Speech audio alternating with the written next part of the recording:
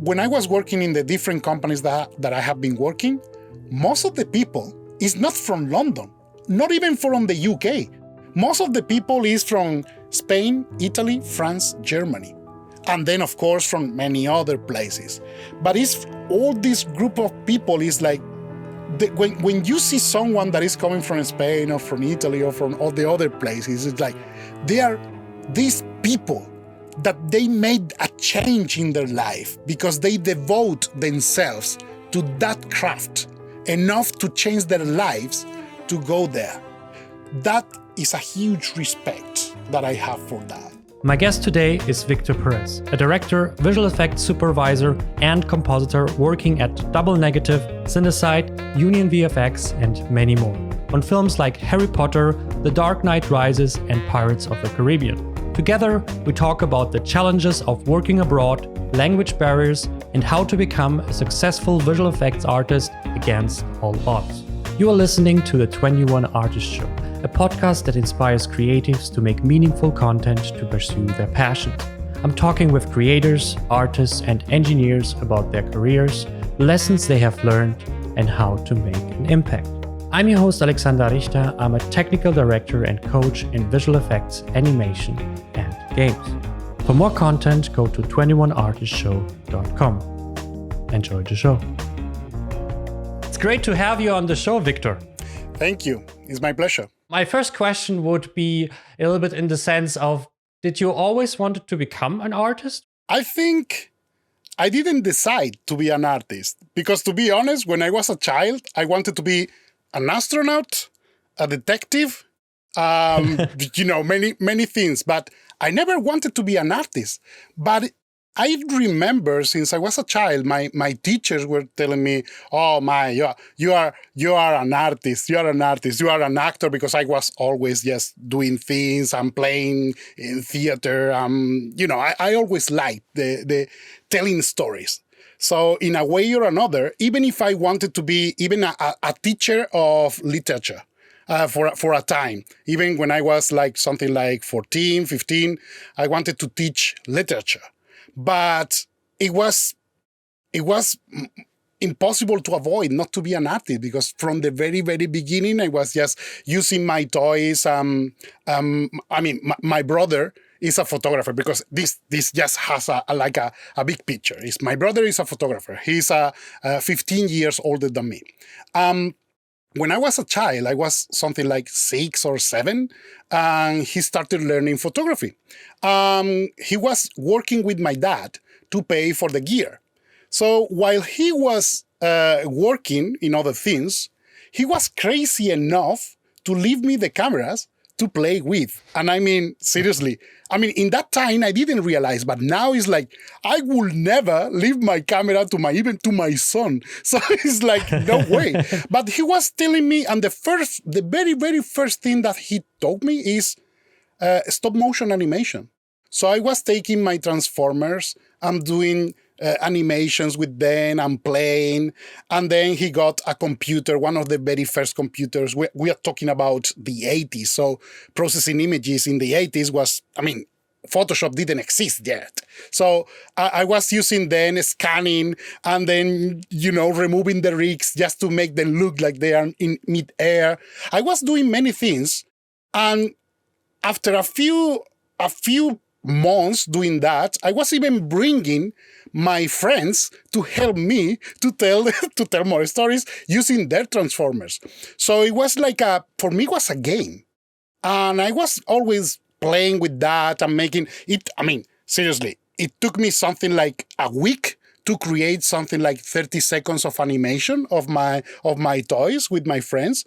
And we organized, even with the TV of my parents in the living room, we organized like a cinema projection for the other friends to come. So it was like an event. So it was in my blood, I guess, just to get into the cinema business, because I was doing cinema from the very, very, very beginning. And I consider myself very lucky because I'm still with the same spirit of those days. I'm playing, and people pay me for playing. which is very convenient, by the way. But it's the same spirit. I'm just playing and trying new things and try to tell stories in a new way, sometimes behind the camera, sometimes writing, sometimes. It's telling stories. I'm always interested in telling stories. I believe from the very, very beginning of humankind, that was the purpose. I mean, the very first thing that we know from humankind is that we were painting in the caverns just to explain, like, oh, we were hunting and then we got a big animal and so everything about human beings is about telling stories. So I'm not surprised with the pandemic and all of that we are going back to enjoying stories a little bit more. So yeah, that was the very beginning of my career. So I started with 6 years old. And what was your beginning of your paid career when you got actually paid for art, for example? Yeah, that was a fun one because I started using Photoshop from version 1.5, I believe. That was the first version for Windows, because the first one was released for Mac, I guess. But I remember a friend that was an older friend than me told me, oh, look what you can do with the computer. Look, this software is Photoshop. And I started doing that. My brother got Photoshop and I was playing with that. And one day, I just decided to go to print one of my masterpieces that I created. That was a very silly thing, just putting images together. And I went to a digital printer shop, and I said, hey, I would like to print this. And he's like, oh, this is a very nice thing. Who did this? And he's like, I did it. You are telling me that you are doing this kind of things. I was something like 15 on the time. And as I said, it was very, very strange to see someone doing image manipulation in that time. So that guy asked me, hey, how you did that? And I say, well, I was using this and then that and that. So I explained, actually, I did the breakdown of how I create that composition. And the guy was like, holy shit. So are you doing something in the afternoon after school? And he's like, no, I can come here. So it was very nice because I was spending a lot of time I was very familiar with photography. And then I was familiar with computers because I started with the Spectrum. I mean, like many other people from my generation. So computers are like in my DNA. So I was used to photography, computers, and then I was learning Photoshop. And the people that was working on that studio, I mean, they were more traditional in terms of the graphic design. So I was teaching them how to use Photoshop, and I was something like 15 to people that was already in their late 20s. So I was feeling very proud.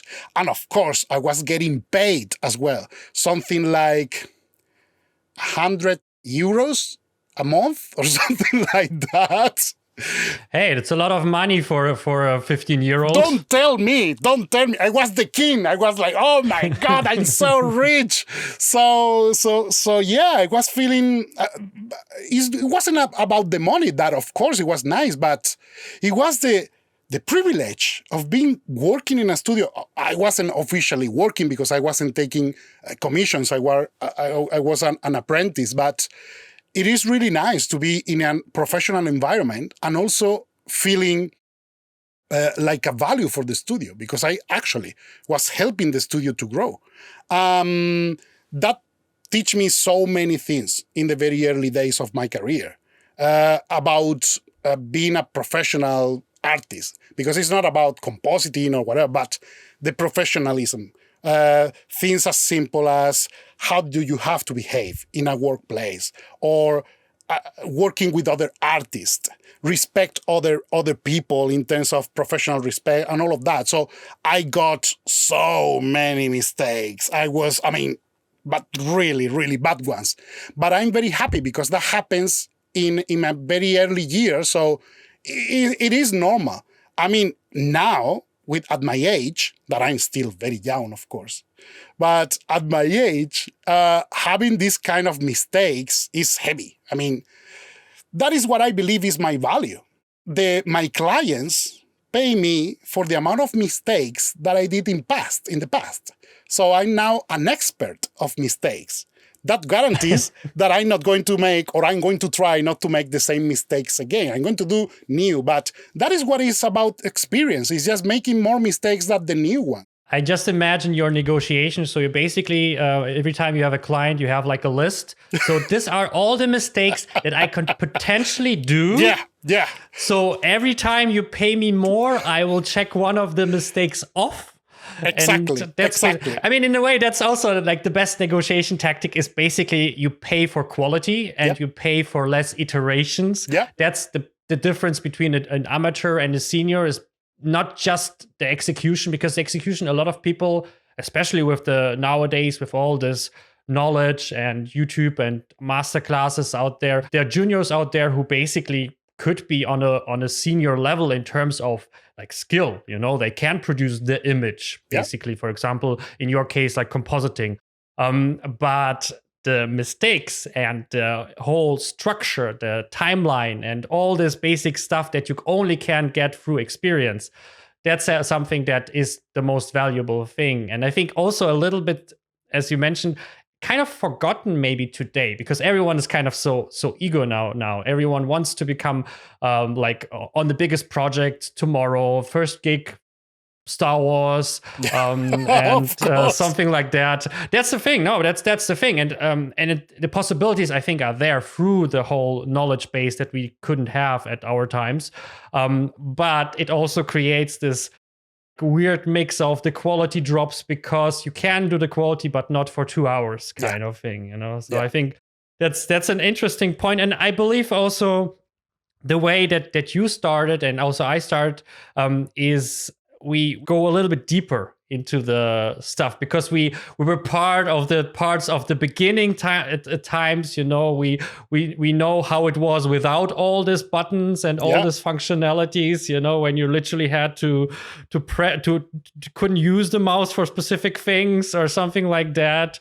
I think that also helped a lot to shape this deeper basic knowledge, not just the surface knowledge where you like, okay, if I have this problem, I press this button.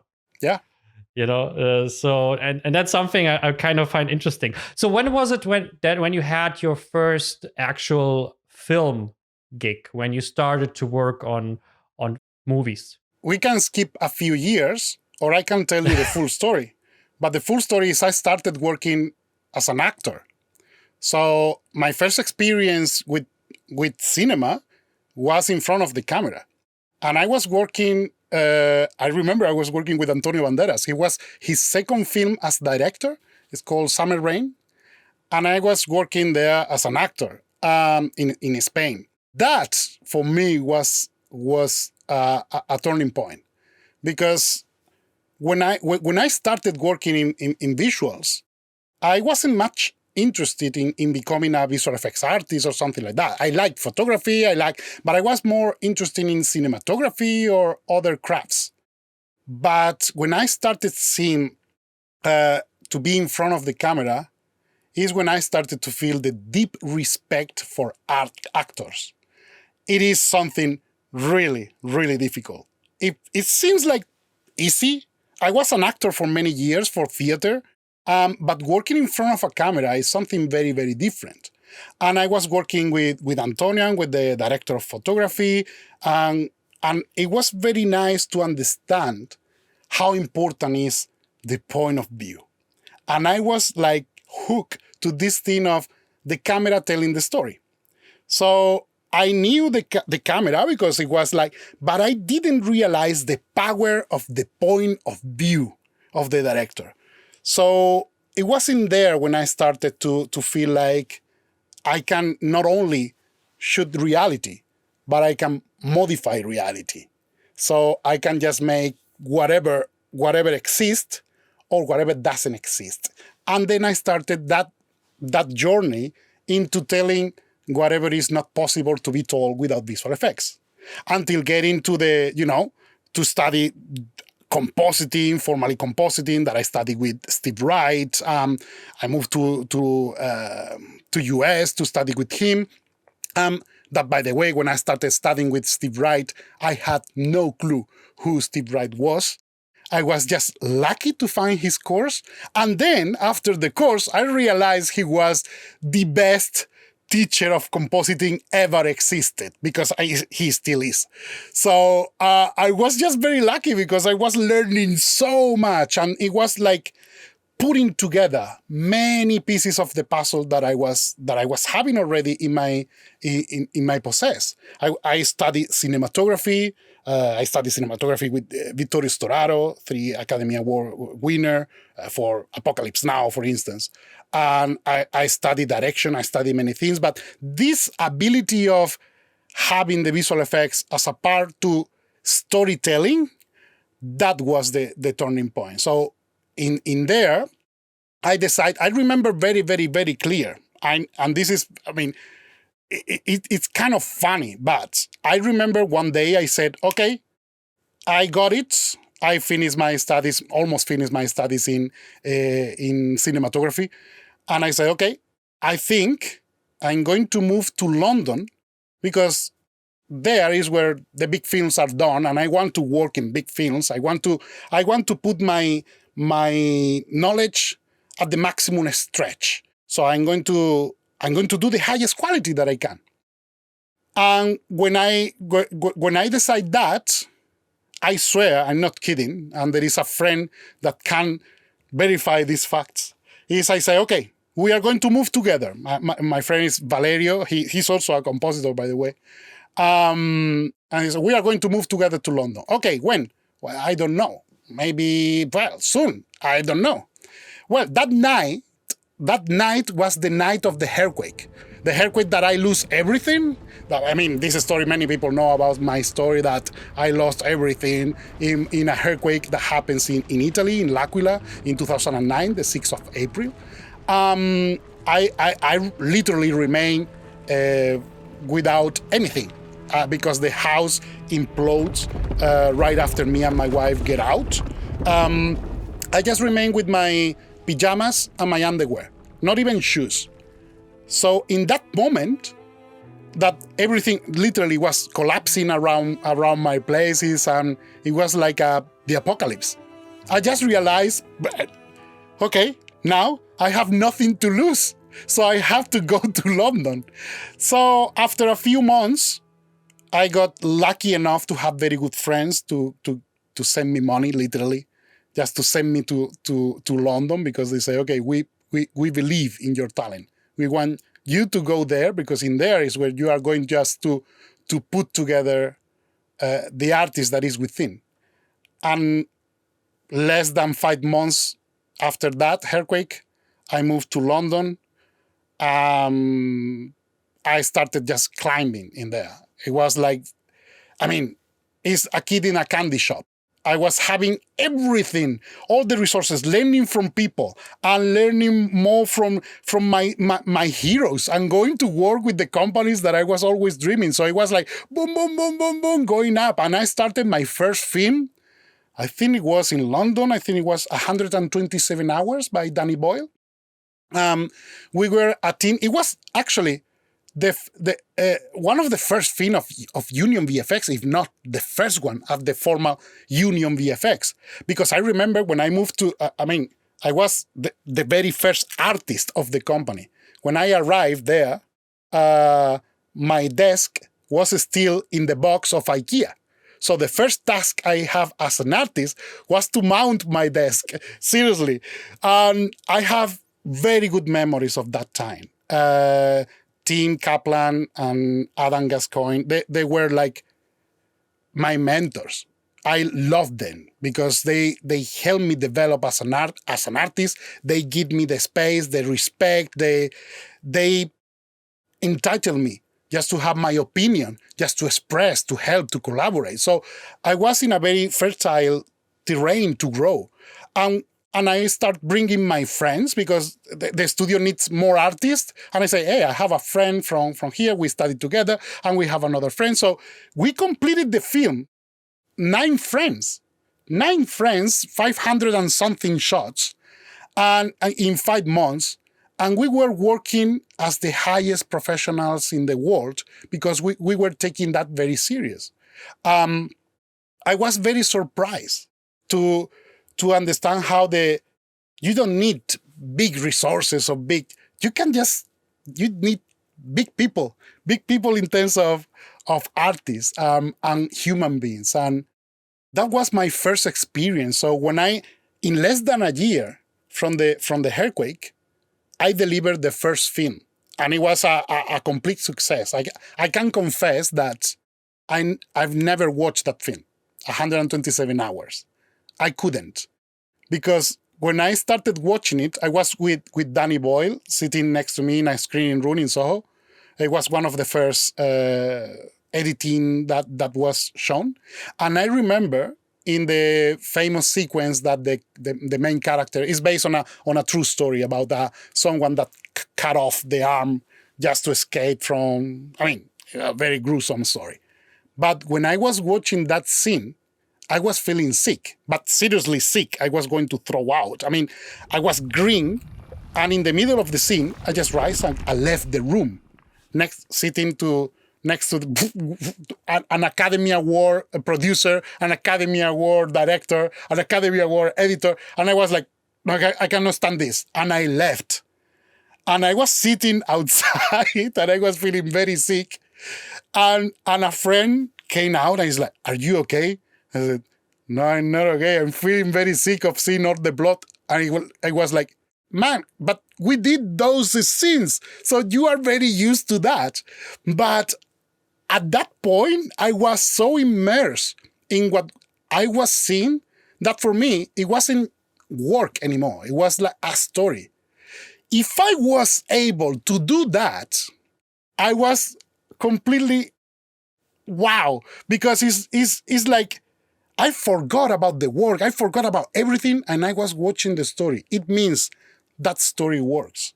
And I was very proud of that. And I still today, I haven't seen that movie because I can't. It's just, I'm not used to those experiences. So that was my first experience. After that, it was even better, getting better. So it was like Harry Potter, The Dark Knight Rises, Rogue One, and higher and higher. And that's the career. That is, at the end, it's just, you cannot do better. You can do more. Better. Every time you do, you are doing better. But you do more. Nothing is as special as the first one. That team with 9 people in that room, mounting our desks in a company that was completely unknown on that time. And right now, Union VFX is a very respected company, and I love them so much. Is so magical. So that is, for me, those memories of that team is something that I'm dreaming now, because even now that I'm used to work with big teams and big movies, I'm missing that familiar environment. Yeah, it's kind of this Silicon Valley moments where you basically start up, like you just start to unpack, just improvise. You do whatever it's necessary. You have experience, some kind of, but especially you have skill. But then you just kind of wing it until it works, because there is not as much supervision. There is maybe not as much as a plan, maybe a deadline or something. And I believe that that's actually something that I always kind of looking forward to. I always say, like, one of the things that I would like to do is like working on an indie game with just a small team. It's like where everyone has a very specific task. You have very specific people who do their thing. It could be very broad. It doesn't have to be just the shading guy or something, like TD, producer, director, game designer, whatever. And I feel like this would be very exciting to work with other people, and you have this kind of trust where you say, I need the art tomorrow because I want to start with the AI system or something, and then the artist does an all-nighter to deliver the thing for you, and you're super thankful because now you can continue this kind of camaraderie, and this kind of, you see the things that you do coming to shape. It's not just one small screw in the whole kind of building. And I think I can relate to do. And I think you're absolutely right. The first experience, I think, is something that you remember, or maybe even kind of judge everything afterwards with that. Like on the good or bad part, because I don't think like the first experience generally is the best. Like No. at least I remember mine. It was good, but there were like things where I kind of would say like. But to be honest, I think the best part of your first experience is kind of on the freedom side, where you had basically, because you were maybe, for me, I was an intern, so no one was controlling me. So what I ended up was I was rewriting the whole pipeline for the company. And 2 months later, they integrated it. And like after like the first, because I was literally using a moment, because I had a pipeline TD who was supervising me, and he was on vacation for 1 week. And so I started to, you know what? I don't like the pipeline. It's like it was too complicated, and it was, like typical thing, like the last 5 to 10 years of work kind of meshed together in a Frankenstein monster. And so I started to rewrite it. And like after a month, the TD was asking me like, "Hey, what you are doing actually?" I was like, "I'm rewriting the pipeline." What? And then like 1 month later, I finished it, and after that I wrote my bachelor thesis about how to write Visual Studio pipelines and stuff like that. And it kind of spiraled later, where I wrote my open source pipeline, for example, in a way. So I can absolutely relate to that, and it only was possible, also this big jump for me, because I had this freedom. I came into a company that was a little bit unstructured, that was happy about everything that you do, basically, kind of. And they were like, and for example, I remember in the middle of the production, I came to the head of 3D and I was asking her, I would like to light on this animation film. And she's like, "Do you know how to light?" And I'm like, "Yeah, sure." And I did like very basic stuff, like a mental ray kind of something. And so, yeah. Next day, I was pipeline and lighting on this project, and that's something where you would not be possible in a professional production where everything is very streamlined. So, for example, I agree with you that this first experience can be very, very also career changing a lot of times. Yeah. If you do them right, if you have the hunger, if you have the potential, I think you can jump a lot of steps with this kind of first chance. And it doesn't matter that the first chance has to be like a big thing, So for me, it was some company that did an animation film in Hamburg. But it led to all the other things, because I was hungry. I wanted to kind of, I was seeing something, I was like, this is interesting. And so I like really get obsessed with things, And I think that's a typical thing.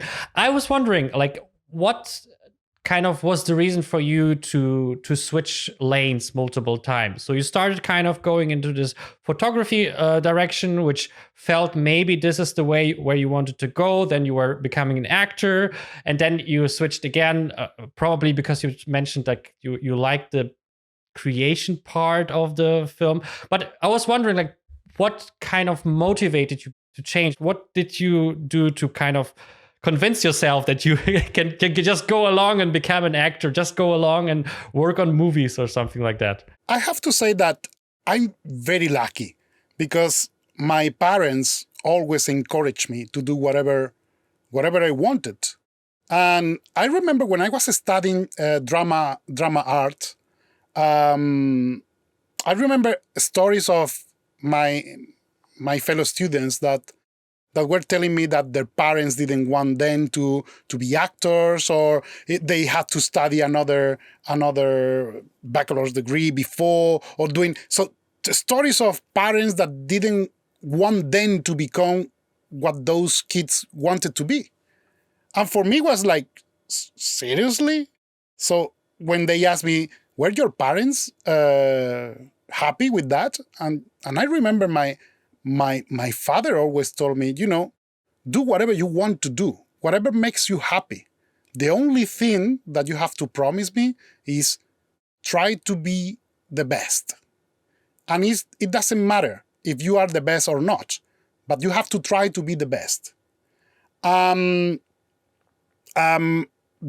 marked me because that was my only condition for do whatever makes me happy. So I can be like, I want to be an actor. Okay, I want to be the best actor possible. What I didn't like of being an actor, for instance, is like I'm judged for my appearance as much as my knowledge or my artistry or whatever you want to call it. And I didn't like that because the characters that I liked is they don't fit with my shape, I would say. And that kind of thing bothers me a lot. So I was working a lot for becoming an actor, and then I was discovering that, yeah, for some reason, I'm not going to get to the point that I wanted. And at the same time, I have other things that are, for me, is the most important characteristic for an artist, which is curiosity. I am a very curious person, and I fall in love very easily with everything. So if I start learning, for instance, how planes work, aircraft, an airplane, I studied to become a pilot, and I actually became a pilot because I really like aircrafts. So I started studying aircrafts and so on. And one day I said, well, why not to go to flight school? And then recently I became a private pilot.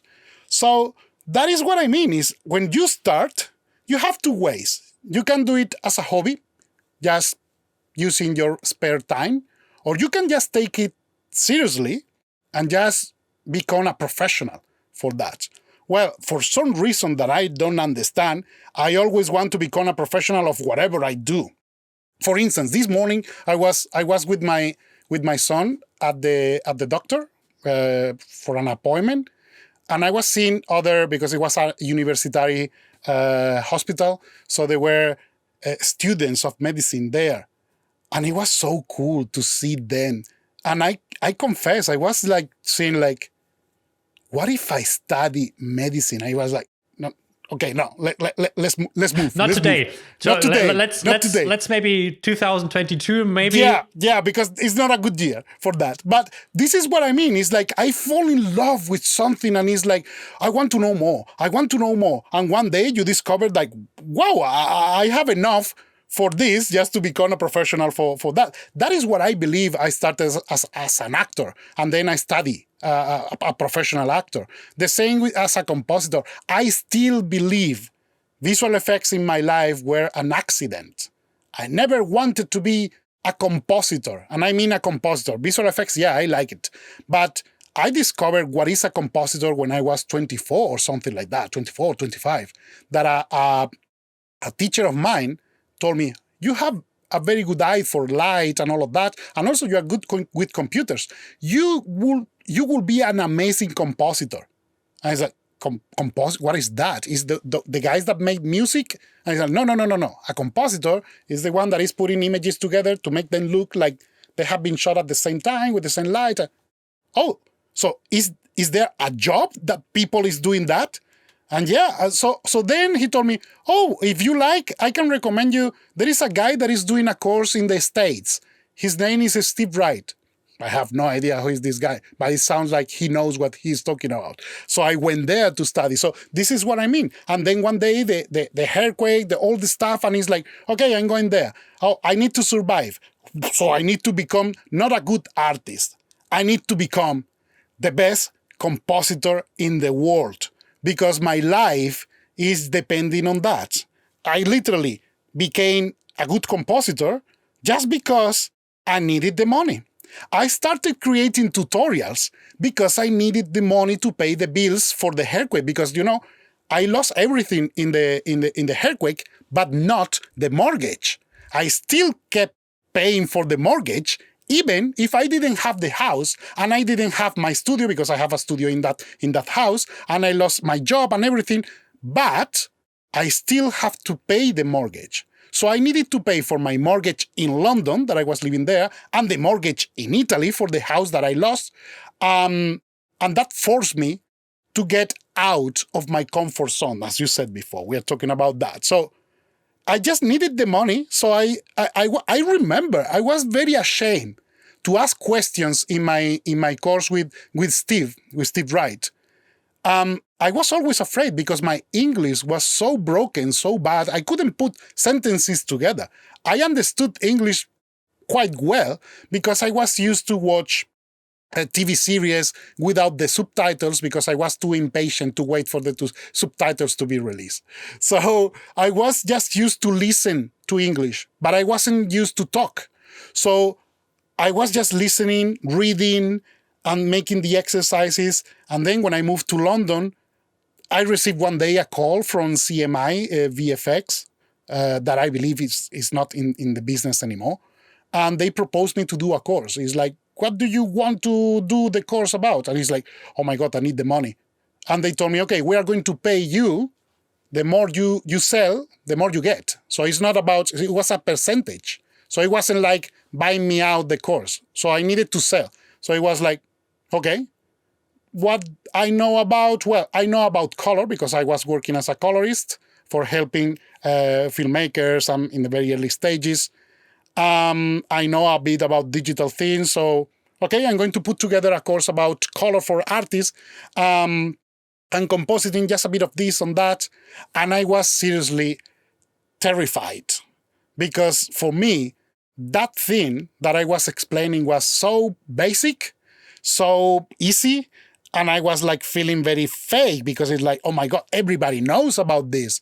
So, okay, nobody's going to be interested, but I need the money. Okay, I'm just going to do it. So I didn't thought about that. And I was preparing as much as possible. For the people, that course became very famous, by the way. But many people that now listen to this course is very nice because it starts like, hello, I'm Victor Perez and welcome to this course, blah, blah, blah, blah. And it sounds like very, someone that more or less knows about English. I remember recording that. It was like, hello, my shit. Okay. Hello, and my name is Vic. Okay, let's start again. And I was like that. And I remember for 2 hours of the introduction, the first two chapters of the course, I recorded something like 10 hours.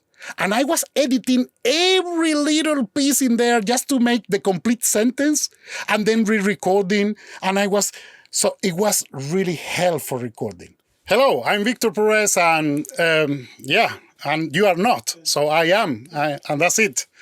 That's good to start. Okay. Hi, this is Victor Perez. I'm a visual effects. No. So I'm is my name. I'm a visual effects supervisor, and you are listening to the 21st Artist Show. This is going to be an interesting one. We are going to spend one card just for this. First 2 hours. Just the first 2 hours just for this. So, hello, this is Victor Perez. I'm a visual effects supervisor, and you are listening to the 21st Artist Show. 21. 21.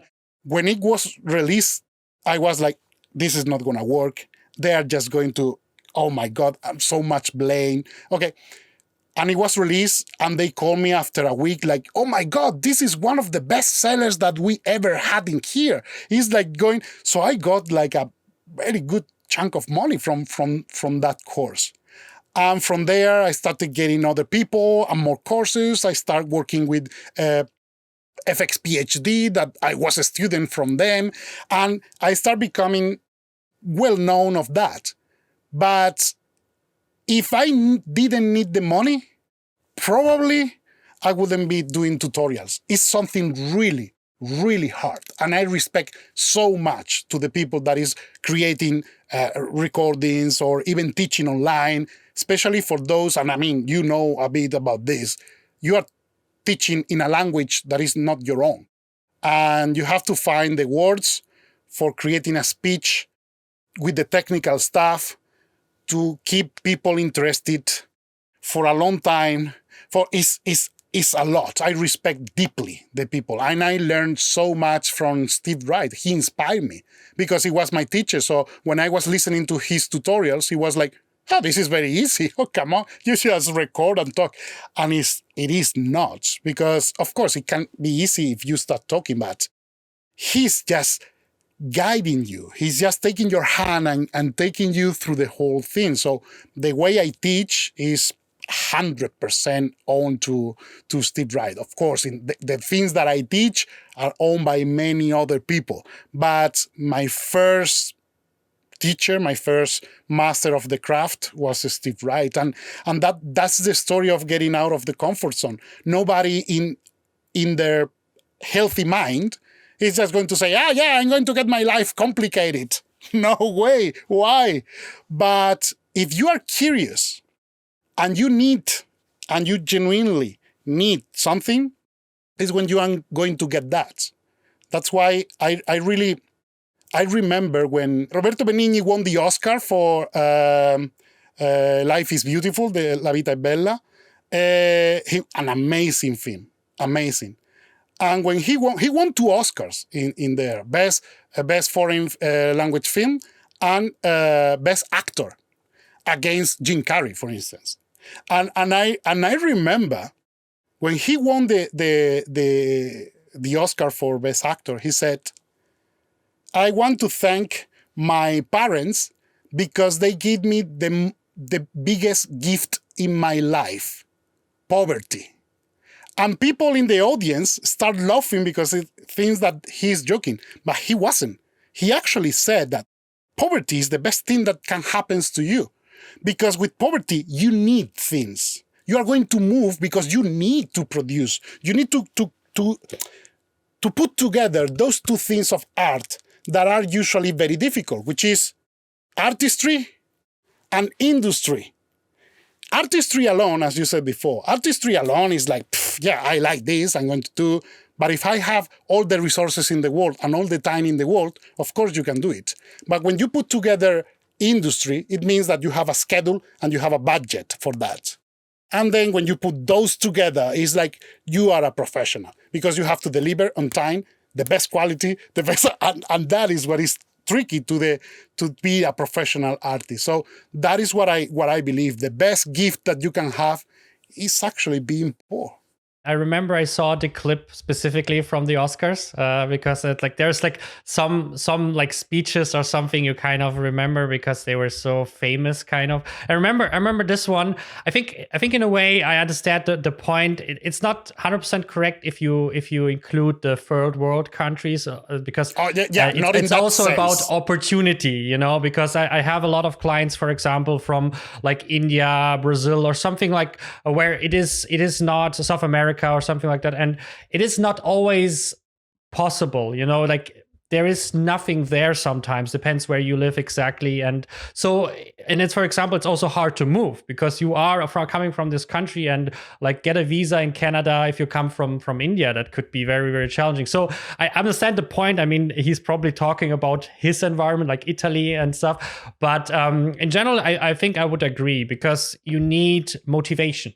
And what better motivation than like existential crisis, basically. There's nothing more motivating than money. I mean, if it goes too long, it can become very depressing and more of a stopper. But same as you, I think a lot of steps I did were a lot of times forced by something else, like money. And I think it is like creating like your own business, for example, you as a freelance supervisor and me as someone who's doing coaching and master classes. A lot of times I have to think like, okay, where's the next course going, or where's the next few months? Where do I get my paycheck from? If I'm not doing freelancing work, for example. So and it motivates you to sit down and it's like, okay, I have to do both. I have to be an artist or a teacher or whatever, and I still have to be a businessman. I still have to think like, okay, yes, I have to make a course, but I have to sell it. It doesn't really make a sense. I have, for example, a Python Advanced course, and it took me first time because we were talking about like courses and confidence. It took me a while, and it's still going, where I was like, okay, is that something that I can teach? I mean, like from my career, yes, but is it like from the content? Is it from the price? Is it from confident? All this question that you ask yourselves, and it takes a while till you get out of this. You think like, okay, does it give it value? If it does give the value of the price, I mean, that's the most important thing is like, because I sometimes discuss with people like qualities, like there's, it's not the same video quality as something else. Yes, that's good and important, but at the end of the day, the most important part is not that you made like the best YouTube video quality with cool lights and background and whatever. At the end of the day is you go into something. Did you come out better? And was it worth it? Is much more important than the best speaker, the best editing, the best whatever. That helps for sure.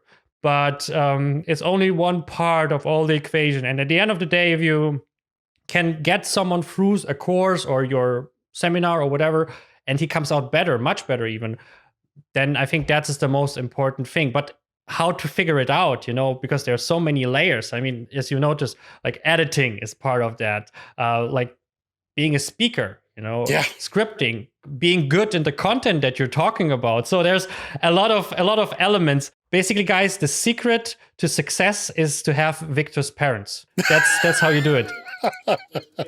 Because at the end of the day, I think that is the combination, because other people who don't have maybe an upbringing where people, friends, family basically push you down, they can end up being more on the safe side. They can end up like going the doctor path and like, because that's something that that's the good way, going the path that university job, and I think like there's a big role to play with parents and friends and environments and stuff like that. You can break out, but it will be harder because you will be the weird ones. You will be the one that like everyone does their thing. They marry, they get their jobs, and you're the artist, the one who wants to work in movies or games, and there is no industry in your area, and you're the weird one, and that can be very, very tough and stuff. So I think it is quite important to have a good upbringing in a way, like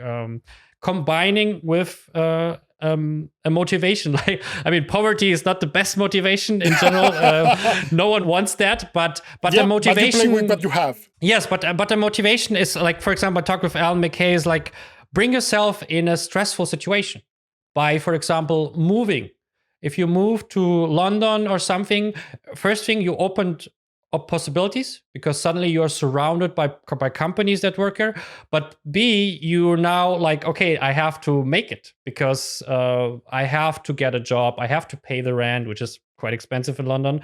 And as long as you go there with a plan and not like completely like, okay, let's do it. I think a little bit of chaos in your life motivates you to push forward and to overcome the comfort zone, basically a little bit what we talk about, and to kind of join the world that you want, and not just like stick to the things that you despise after a while or don't like after a while or don't feel inspired by after a while. Did you ever feel conflicted by changing like careers?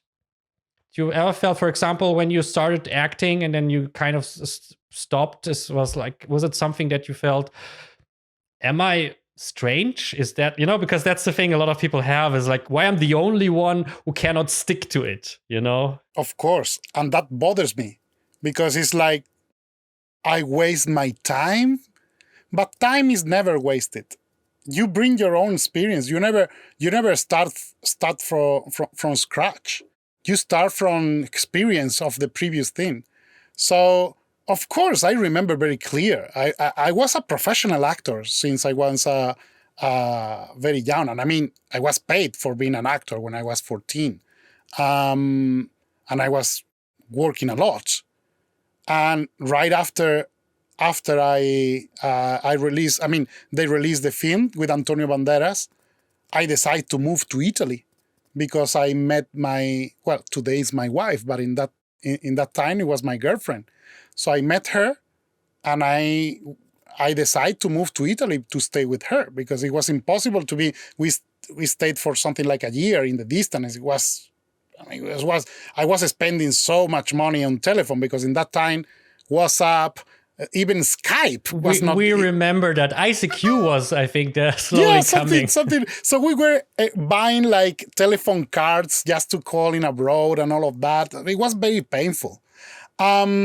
When I moved to Italy, I realized that I was learning Italian, by the way, for her. And after a while, I was even speaking Italian. That is, for a Spanish, speaking Italian is not that difficult. But the accent is enough to it's going to be impossible to have like a character. I'm not going to play a Sicilian, for instance. Even if I could be the best actor in the world. 50% are the hands. Yeah. I'm going to sound very fake. So it's like I was slowly realizing that I can, because I still have, in that time, I still have my agent in Spain, and they were calling me to do a few things in there. And just slowly I was realizing that it was bothering me. And there were parts of that job that I didn't like. Of course, now, if I think about that time, it's beautiful because, of course, I was young, I was meeting people, I was in something new. But if I think about from the experience, it's like, no way, I don't want to be an actor. I'm not made to be an actor. I respect actors so much. I'm not one of them. I don't have the qualities. Yeah, maybe I have the ability to talk, but to create a story from within your body and exterior that in front of a camera, no way. So you have just to listen that tiny voice that is telling you, why don't you try that?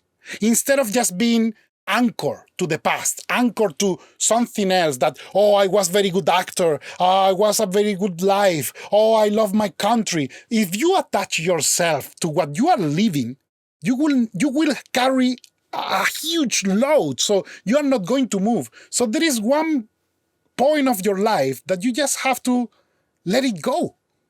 At Elsa in Frozen, you just have to let it go and to move forward. And that is a past that belongs to you.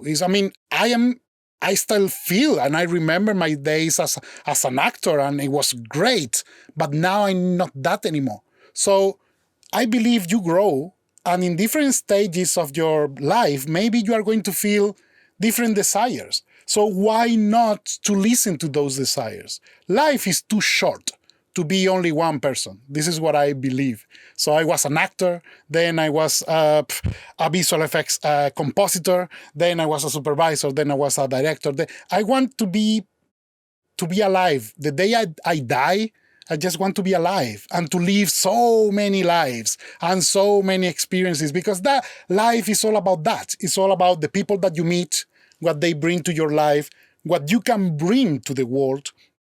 And St. Augustine, that was a philosopher, one of the founders of the Catholic Church, by the way, but not because he's religious, but I believe in something that he said, that is, you are going to be remembered for the love that you live in the world. And that is something that I take very serious. Whatever I do, I do it with love.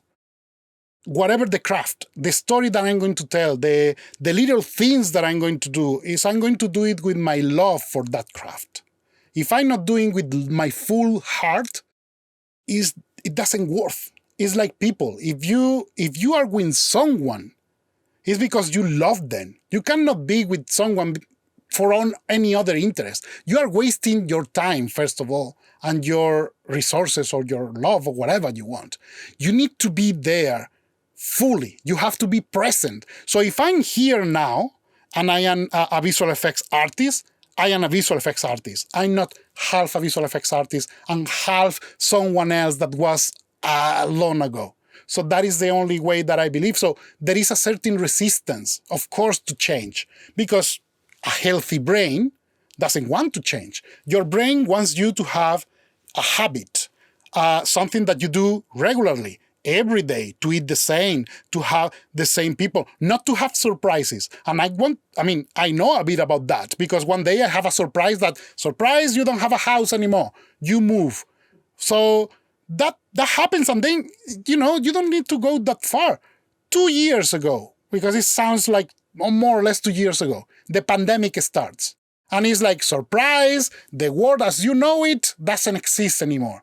And I hear people just saying, I can't wait to go back to normal. No way. There is no back to normal. There is a new normality that we have to build. But we don't go backwards. We are just going to build a new world with this situation that we have right now. So this is what I mean. It's just to move forward. Of course, looking back is nice, not to repeat the same mistakes. But you cannot live in looking back because you will never see what is in front of you, or the most important part, to live the present. So today I feel like I want to be an artist. I want to be an artist. Maybe tomorrow I want to be a pilot professionally. I don't know. The only thing that I can say is that right now I am a visual effects artist and I love it. So until the moment I stop loving it, I'm going to keep doing it. That is the only promise I can make. Yeah, it's great that you mentioned that with the brain, because I was just reading The Power of Habit, and it's about how our habits kind of create and how they influence us, but also how they kind of drift us in maybe the wrong direction, and that we also basically lose control over our own life because it becomes controlled by the habit. And the reason for, you mentioned the brain, the reason for the brain is at the moment a habit is built, a connection is built. So the moment we have habits, the brain shuts down. So it kind of, because the brain wants to preserve itself, it wants to preserve energy. So the moment we do something multiple times, the connections are built in the brain, and then the brain doesn't have to think about that anymore. And so if we just like drive, for example, a typical thing, brain shuts down and we can drive safely more or less, but we are not focused. We are not like 100% in full control. And that's a little bit the thing. And I think that is actually a good point, because habits actually make even our worst nightmares part of our daily routines. Staying with a partner that we cannot stand, staying at a job or career that we hate because of toxicity, the work that burns us out or something like that. And I think a lot of times it has to do with habits, because they create comfort. You don't have to think, you don't have to improvise, you don't have to be creative with your next step.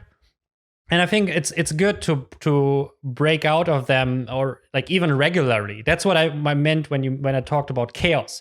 The best way to break out of a habit is literally throw yourself into chaos. Going out alone at to a bar, moving, like doing something that you never did before on a maybe daily basis. Small things.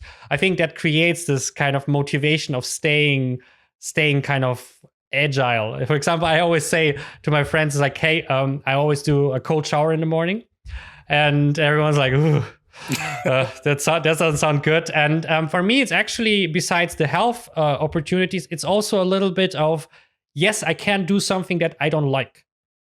It's a little bit in there. It's this kind of, in the morning, I already start to fight with myself, and I decided to do it anyway.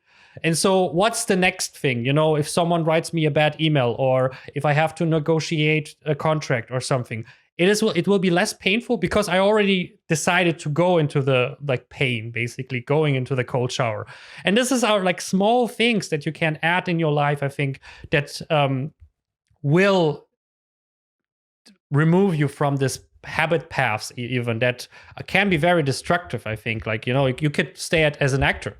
You maybe burn yourself out mentally because you maybe didn't enjoy it after a while. But at least I think that happens with a lot of people. You kind of become burned out innerly because you feel like the things that you value are not in there anymore. Maybe it still is fun, but all the surroundings of shooting is maybe so stressful and so annoying that you kind of become to despise it. So I think it is very important to listen to basically what is your motivation actually at the end of the day, and to kind of shift around with that, and be a little bit afraid of your habits sometimes, because I think they can be very destructive. And I really like the way that you think about a life being like someone who has multiple hats on in his life.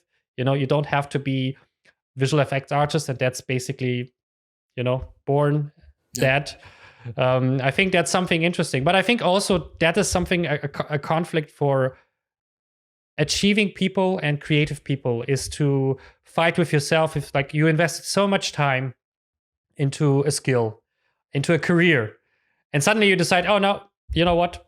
I become a carpenter, or I become something else. And in our case, for example, we are more lucky. We are still a little bit in this, like basically in the same lanes. You know, for me, I also started going this direction, then I'm starting into teaching, and it's kind of still in the same direction. But it's still kind of this. Am I doing the right thing? Is it correct? Should I think like that? And what I'm curious from your side, was it always kind of a decision? Was it something where you felt like, okay, you know what? I will finish this. I'm not an actor anymore. I want to do something else. Was it more spontaneous, or did you feel for you was it like gradually changing? The decision is something that is cooking for a long time.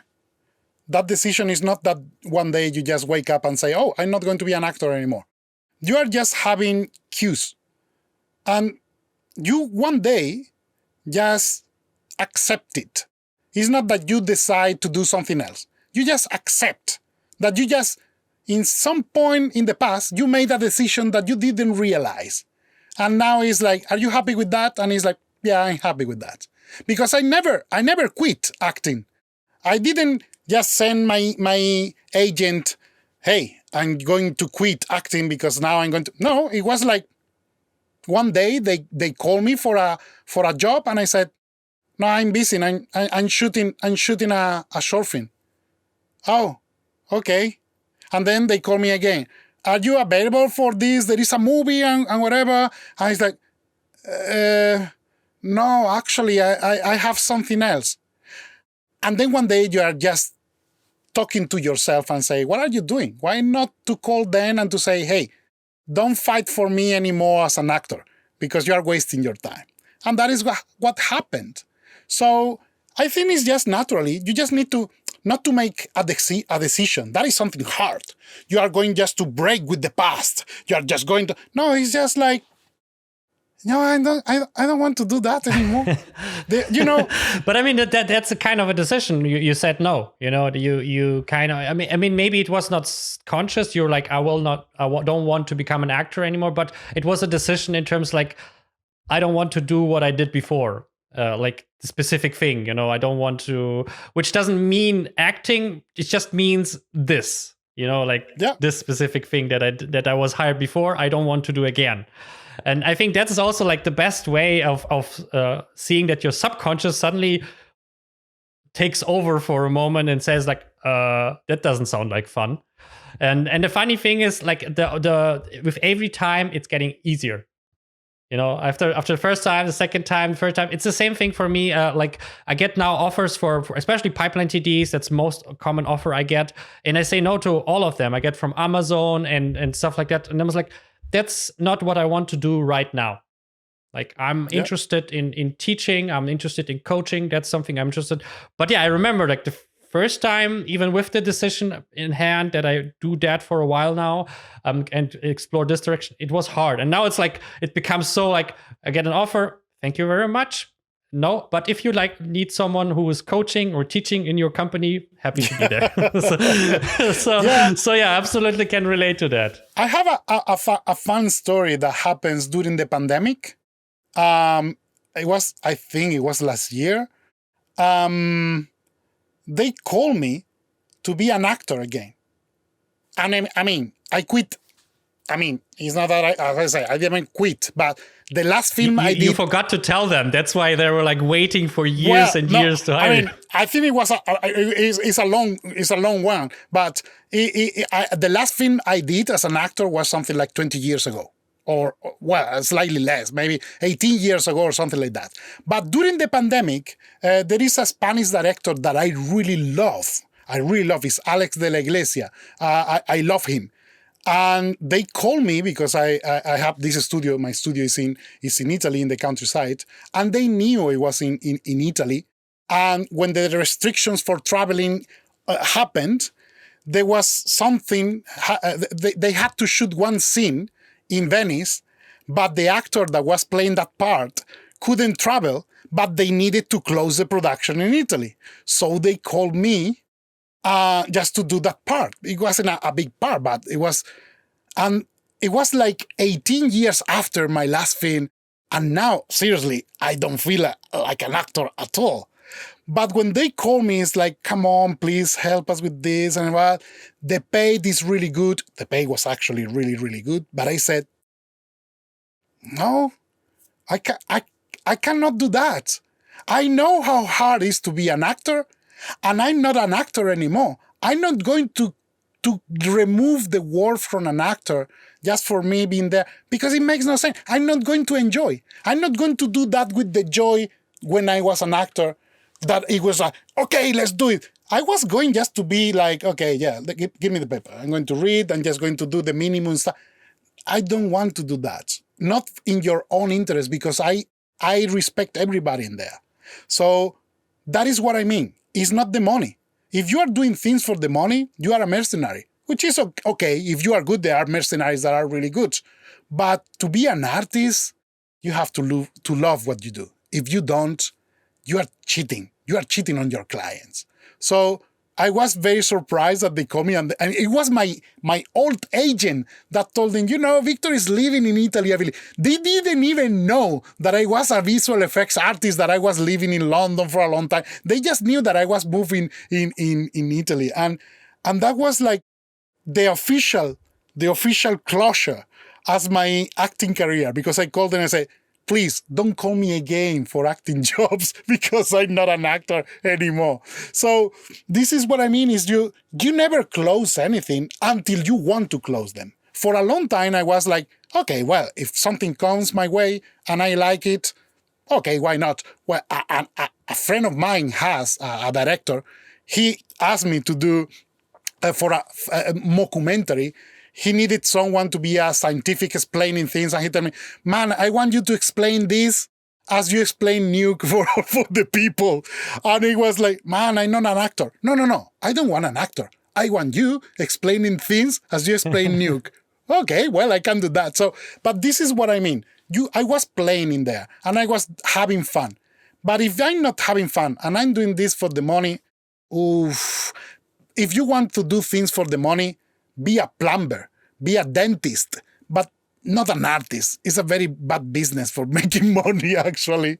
If you are lucky, yeah, of course. Payment sucks normally. Like if you don't do extreme overtime, like compared.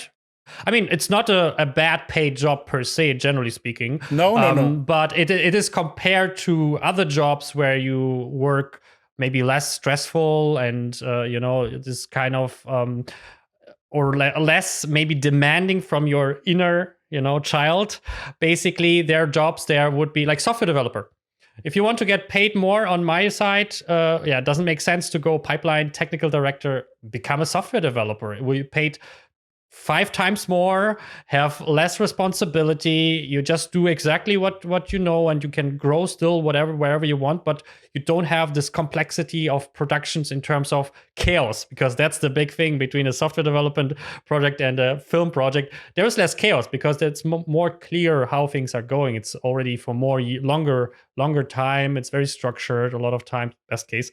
So yeah, absolutely. Absolutely. Plumber, man. If you want money, for everybody, if you want money, be a plumber. Specialize in boilers. That is the best job ever to make money. Especially calling all out of hours. That is like a huge visual effects artist and all of that. No. I can see some of your master classes get canceled now because people now decide, oh, that's the money. It's like, that's where it should go. Master class in plumbing. This is my plan. This is my plan now. But I absolutely understand. No, I get it. But I think one of the things, and that comes back a little bit to what you said in the beginning, is you don't forget the skills. You embed them. And for example, acting, and I mean, people can now literally see that in your older videos. It's part of you. This like being more like this is not just because you're Spanish or who you are. It's a lot of times also because you're used to, open up if necessary. You are used to like switch the I'm the introvert or extrovert role, because now it's going showtime. Victor, it's showtime kind of thing. And I think I can relate to that. It's I was doing 3 years musicals. So I was singing on stage and acting, which is balanced on musicals, because singing is mostly just like walking around but I love it, but I will never do it like professionally. But I love to do all this, talking. In a way, it is acting. I have to speak normally, don't be too bad. But the same thing for my courses, for my coaching. There are lots of acting skills involved. You have to be the dominant in the room. If you do a coaching, you cannot be the, hey, how can I help you? You have to be, hey, great to have you here. I'm super looking forward. So the first question we have to do is, what's your goal? And I'm doing even the president thing here. Welcome to our short mid-episode coffee break. If you love the content and would like to have a successful career in the film or games industry yourself, check out my website 21artistshow.com. There you can find helpful articles, masterclasses, and coaching opportunities that help dozens of my students to bring their profession to the next level. That's all. Check out 21artistshow.com and share the podcast with cool people you know. Let's continue with the episode. One of the reasons that actually I kind of noticed you back and had you back on my radar and was actually the reason why I in the end invited you. I was curious because I saw that you did your masterclass in Italian. Yeah.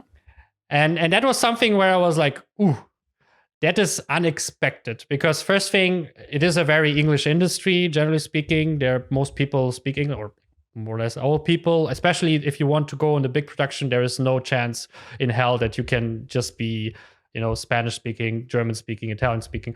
So I was wondering, first thing I was wondering what was the decision to make that in it, because in a way you also created a smaller market for yourself in a lot of sense. It's a challenge. It is also your. Is it which order is Italian on your language order? So Spanish, then English, and then Italian? I speak every day at home. I speak in Italian with my wife. I mean, it's natural. I have been speaking Italian, so I'm practically bilingual. I have been speaking at this point in my life. I think I have been speaking as much Italian as Spanish. So it's more or less 50-50. The reason to have that masterclass in Italian is because I received plenty requests from Italy. Because it's true, it's a smaller market, but there isn't much content in Italian. So there is people that doesn't feel comfortable learning in Italian because they speak English, but they want to have the confidence of their mother tongue to speak when they are learning something so complex. And I can relate to that because I was dying just trying to, when I was learning in English without having understanding and stuff. So it stressed me a lot. I have been teaching in Italy for many years. Once in a while, when I have the requests from people, I just put together a group.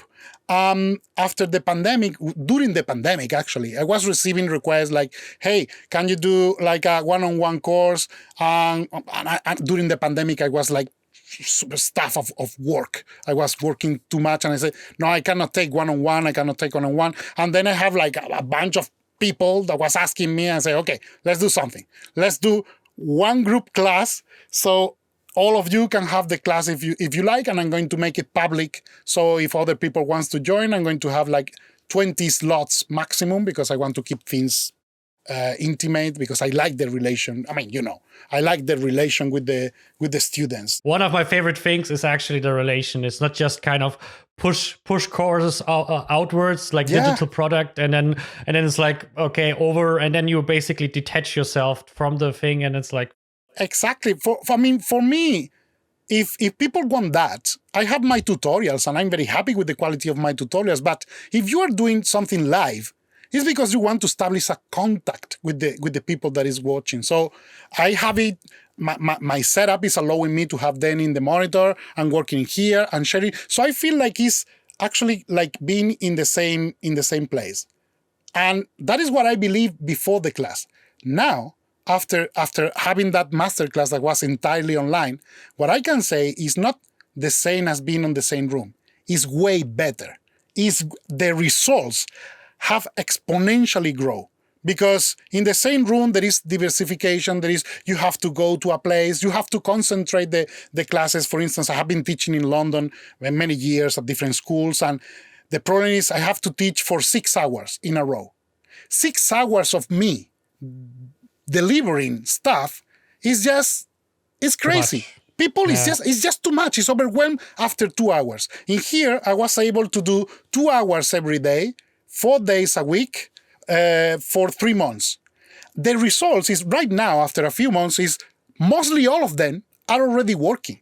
But working as professional compositors, not junior, roto artists, runners. No. They are working as compositors. And the relation that I have with each of them is like friends. Because I know them, they contact me, hey, what should I ask? They offer me this, and I can mentor them. This is what I like. This is what I meant before about you are going to be remembered by the love you live in the world. This is what I mean. Is I like to teach people, and making the tutorials is making me able to arrive to many, many places. But for those people that are going to be the lucky, or I am the lucky to meet them, is that is a special relation. So in Italy, there is this lack of content, but there is this amazing talent. I know, you have been working in the industry in London as well, and most of the people in London, that is something that I am very surprised. When I was working in the different companies that I have been working, most of the people is not from London, not even from the UK. Most of the people is from Spain, Italy, France, Germany, and then of course from many other places. But it's all this group of people is like, when you see someone that is coming from Spain or from Italy or from all the other places, it's like they are these people that they made a change in their life because they devote themselves to that craft enough to change their lives to go there. That is a huge respect that I have for that. So for all the people that made that, it's because they really love that. Because if you are working in the company that is around the corner, you have it there. Maybe you are very good, but if you are coming from the other side of the world because that is what you wanted to do, there is a different approach. So I really love the people that is coming from this downside, I'm going to say downside of the world, because Italians, as Spanish and many other people in Europe, we don't speak very good English, for instance, because it's not like the first thing in school. But still, you learn English, you learn your way, you go and you reach and you become a good artist. That is something I always admire. So that's something very rewarding. When I'm teaching in Italy and you find the people that is really, really wanted to do that course, that stimulates me a lot.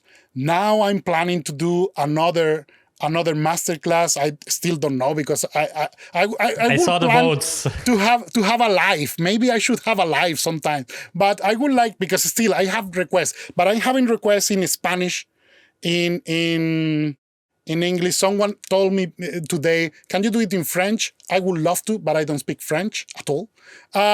So the thing is like, okay, the next one, maybe it's going to be in Spanish, maybe it's going to be in English, probably it's going to be in English, because it's just, of course, also there is a huge part of the world that can relate to that because of the language. It's an easy language. So that is what I mean. It's like, I wanted to make that course for the people that was asking. So this time, I don't know. I still don't know even if I'm going to do it or not. I always try to keep myself teaching because that is the best way of learning. Because you don't have, when you are teaching, you have the moral responsibility to know more than the students that are in front of you. So you have to know everything backwards. And I don't mean just the software, but also the techniques, and refine everything and ask other people, how do you do that? And that is keeping me fresh. So even if I'm not compositing for something like a year, but I have been teaching, the amount of experience that I accumulate in that year It's even more than doing the same thing over and over again. That is the problem of compositing, as many other craft of visual effects. It's very repetitive. So there is a huge learning in the beginning, but then you arrive to a point that you get a bit stuck, unless you are getting something that is pushing the boundaries in terms of technology. But compositing, more or less, is always the same. I mean, there are a few increases in the tech, but the artistry is the same. So that's why I always try to stay behind the science, the technology, the learning something new, knowing people, sharing, and learning.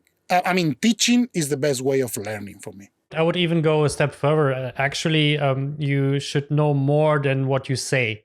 Actually, oh yeah. So it's in a way because teaching is as much of content giving as content removing. Because it is as important to not specifically say specific things or teach specific things, not because they're not important, but they're not important now. And I think that is an important thing. For example, I remember when I started my Python courses, Python for Maya, Python for Nuke, and so on. One of the things that the most common question I get from beginners, basically, they're mostly in Maya and Nuke, but they're beginners in terms of Python. And the most typical question I get is, do we learn classes? Because for some reasons, everyone who thinks of scripting and programming has this notion that classes are part of this whole thing. Classes, kind of, classes. Huh? So that's the thing. And one of the conscious decision I did is I removed classes from this Python course, because it is a beginner course. Of course, you learn Python, and then you learn Python to use it in Maya and in Nuke and 3ds Max and so on. So basically, you apply the language in the software. But you don't need classes for that. You don't need classes to create a node tree or override the paths and open, import, whatever. You don't need classes for all of that. So to make a normal app in Nuke, you don't need classes for. You need classes the moment you have so much complexity, you start to create apps. That's when, for example, in advanced Python, you will talk about it. But it's the same thing. That's like, I consciously decided to remove things that were confusing. Because yes, I could introduce that. I make a video for 10 minutes explaining classes.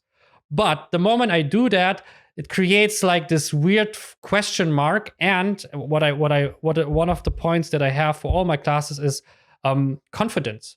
It takes away confidence, because the moment you introduce these topics that are hard to grasp, maybe complicated, and you cannot use really because it's not time for that, you remove people's confidence, and they're less likely to use what you told them, because they think they're not capable to really like do all the tricks and all the new knowledge, because they kind of like learned there.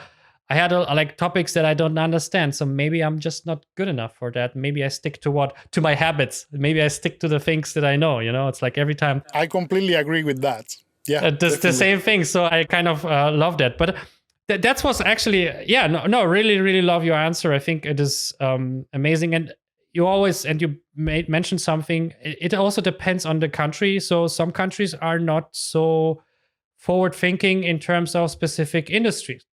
Italy, I don't really know if they have a big, not as I know, like a visual effects industry. I don't think so. No, there are. Everyone has a film industry. Every country has a film industry, but basically. No, that is not something. Is not something that you are going to relate to the visual effects industry as a model for something. It's like like a suburbia industry. That very respectable, by the way, but it's not. It's the films itself. It's like there are no films that are going to be produced in order to make the visual effects shine. Maybe you have a few sequences that is going to allow you to do something like that. But I think I was very, very lucky to be the supervisor of one of the very little or few superhero independent movies that exist. And I was working with a director that is an Academy Award director, Gabriele Salvatore, and I did a visual effects movie for a superhero, but it was like an intimate drama film with superheroes, which is very weird, and I love that concept, which is why I decided to get on board. And I had the ability to get both worlds, the independent cinema and the big in-your-face visual effects together. and balance that to tell the story. I learned so much from that experience. I'm working with, Gabriele is over 70. So he has been working on many, many, many things. And this was the first time he was attempting something this complex.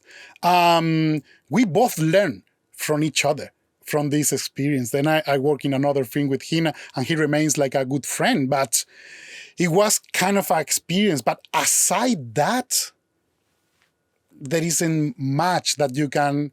And it's a shame, because there are very good artists in Italy, but most of them go elsewhere when they want to get into more complex or more challenging projects.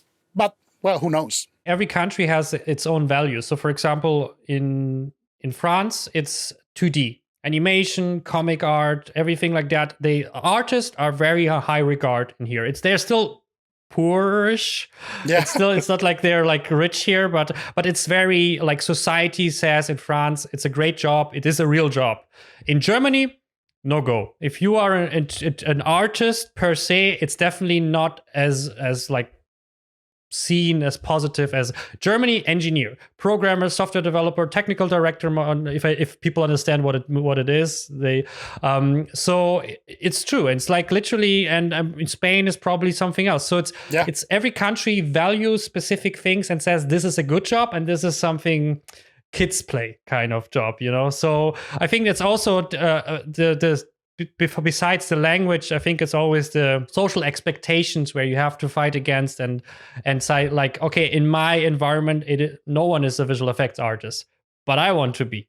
So it is kind of so again, back to the parents and friends and surrounding thing. I think it is kind of important, but also I think it is important that the thing that you do, and I try to do in my masterclass too, is to create this community. Even if it's online, even if it's in this masterclass or in this Facebook group or whatever, is to you're now in India, you're now in Brazil, you're now in Italy, but we are all working to become new compositors, technical directors. And because we have people to talk to, ask questions, and feel part of community, we get the chance to maybe move out in the future, or maybe create our own company in Italy. And I think no one stops anyone to say, you know what, I love Italy, I want that striving thing. And for example, Germany, you can see we have a lot of new companies coming. We have like Trickster, Macrovision, Pixelmundo, and there are still more coming. Like there's like still, I think they opened in Munich like some new, and it's like it is possible even for a country that has a little bit of a fight with the visual effects, because it is, it's kind of a engineering cars and stuff. Yeah, but I have to say that Germany, for instance, has a growing market that is crazy, because there are many, many good companies that started in there. And now, like Pixelmundo or something like that. It's like they started like in a place that it wasn't the fashion, and now they are ruling the world. Scanline, for instance. You read the news the other day about Netflix acquiring Scanline VFX. So it's because I'm confusing with the Scanline from Nuke. Oh my God, I'm just having too much Nuke in my life. So the thing Rise, another company. So there are many, many companies that are expanding a lot in there. So this is what I mean. There is no market, but there is an opportunity to create the market. As Steve Jobs was doing with the Mac. It's like, I remember something that he said in an interview about how do you create the products that the people want. And he said, like, I don't create the products that the people want. I tell the people what they want. So I create the products and then they want my products. So I'm not giving them what they want. I'm telling them what they have to want. So this is, it's very bold. He was a very bold person, but this is more or less the paradigm that is happening right now. It's like for people that is in the side of the world that maybe they are not an industry, or people in a developing countries, like India, for instance. India is having, through the years, an industry that is growing. And now with these opportunities that, companies are dislocating from many, many places and that, I really hope that this is going to create the change for them, not just to be like a outsourcing company in there, but to create artists. I know many artists from India that are, I know from my experience in... Most of my people that watching my videos and replying to me and whatever are from India. It's literally like, it is kind of a big, but the thing is, of course, no, in terms of market and client and stuff, of course, like they don't have the capital a lot of times. So this is what I mean. So maybe with this period of chaos, as you said before, the chaos is a very healthy thing, because it's an opportunity to create a new balance.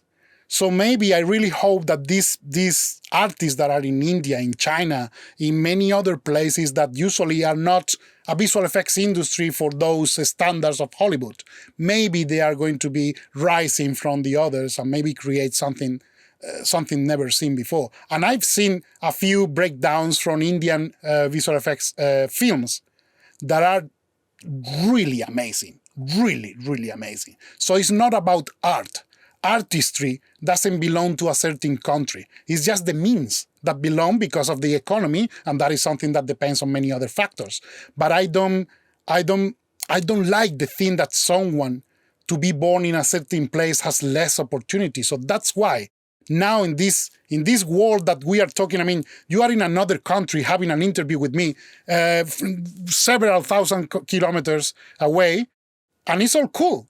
We feel like we are in the same room. So why not companies can be like that? When I produced Echo, my short film Echo, I was working with people, New Zealand, Argentina, Canada, London, Germany, all around the world. The only thing that was discomfort was doing the reviews live, because I was in different time zones. But for the rest, I was feeling like the quality of the work didn't suffer at all. So I believe the art has no passport. This is what I mean. And I really hope this period of change is going to bring at least better opportunities to everybody. Yeah, absolutely agree. I mean, that's one of the things I try to do. I try to give like discounts to people when I know they are in a precarious situations. I even have a scholarship program I started recently that I give away like one of my classes each semester for free for people. But they have to write me, like they have to write me. They have to explain their situation. So I'm like, okay, I feel like you need it and you cannot afford it. So I'll be happy to give you that, because I mean, it's only beneficial to this person, and like what's the loss from me? Nothing at the end of the day. So for me, this is a part of that, which I also believe that giving everyone the opportunity is part of everyone's job who grows in any industry. After a while you outgrow your own skills. Now it's your job to open opportunities for other people, basically how we got it. If I remember my first internship at the studio in Hamburg, I was working in the IT department and I hated it. It was one of the 2 weeks I was over there. I hated it. It was so boring. Sorry, Rasmus. But the pipeline TD came down and asked me, hey, can you script? I was like, yes. Can you do Mac script? It's like, no, doesn't matter. Next day, I was sitting next to him and the whole thing evolved to something else. But if he never came to me, if he didn't had the need also, of course, but if he didn't give me a little bit the trust and put the time and effort, which he did, I wouldn't have become going to this career, maybe, probably not. And all these mentors, and the same thing with Weta. If I didn't had supervisors who recommended me there, I would never get the job. 100% not. It's all about this kind of giving a little bit the torch, which always makes us feel old, I feel like. But it's part of that. And basically what we discussed just before was, with this opportunity of global, you can create a company in Italy and it still can have a job from US and New Zealand and wherever, because it doesn't really matter.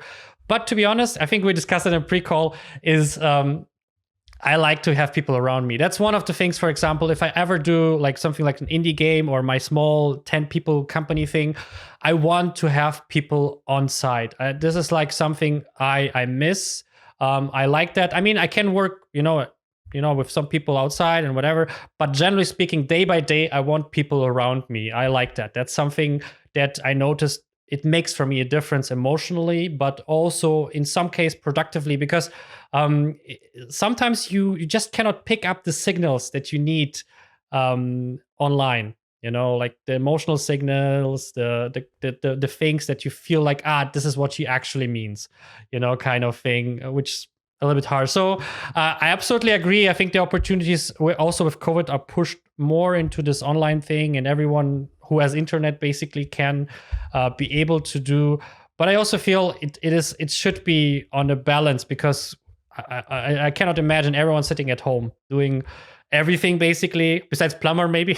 That's probably, that will be hard. But, I don't know, maybe you send your drone or something like that. And then that is the maximum level of coolness. That's the maximum. That's the super plumber. But everyone else, everyone, like your director at home, the artist at home, the DPO, the whatever at home.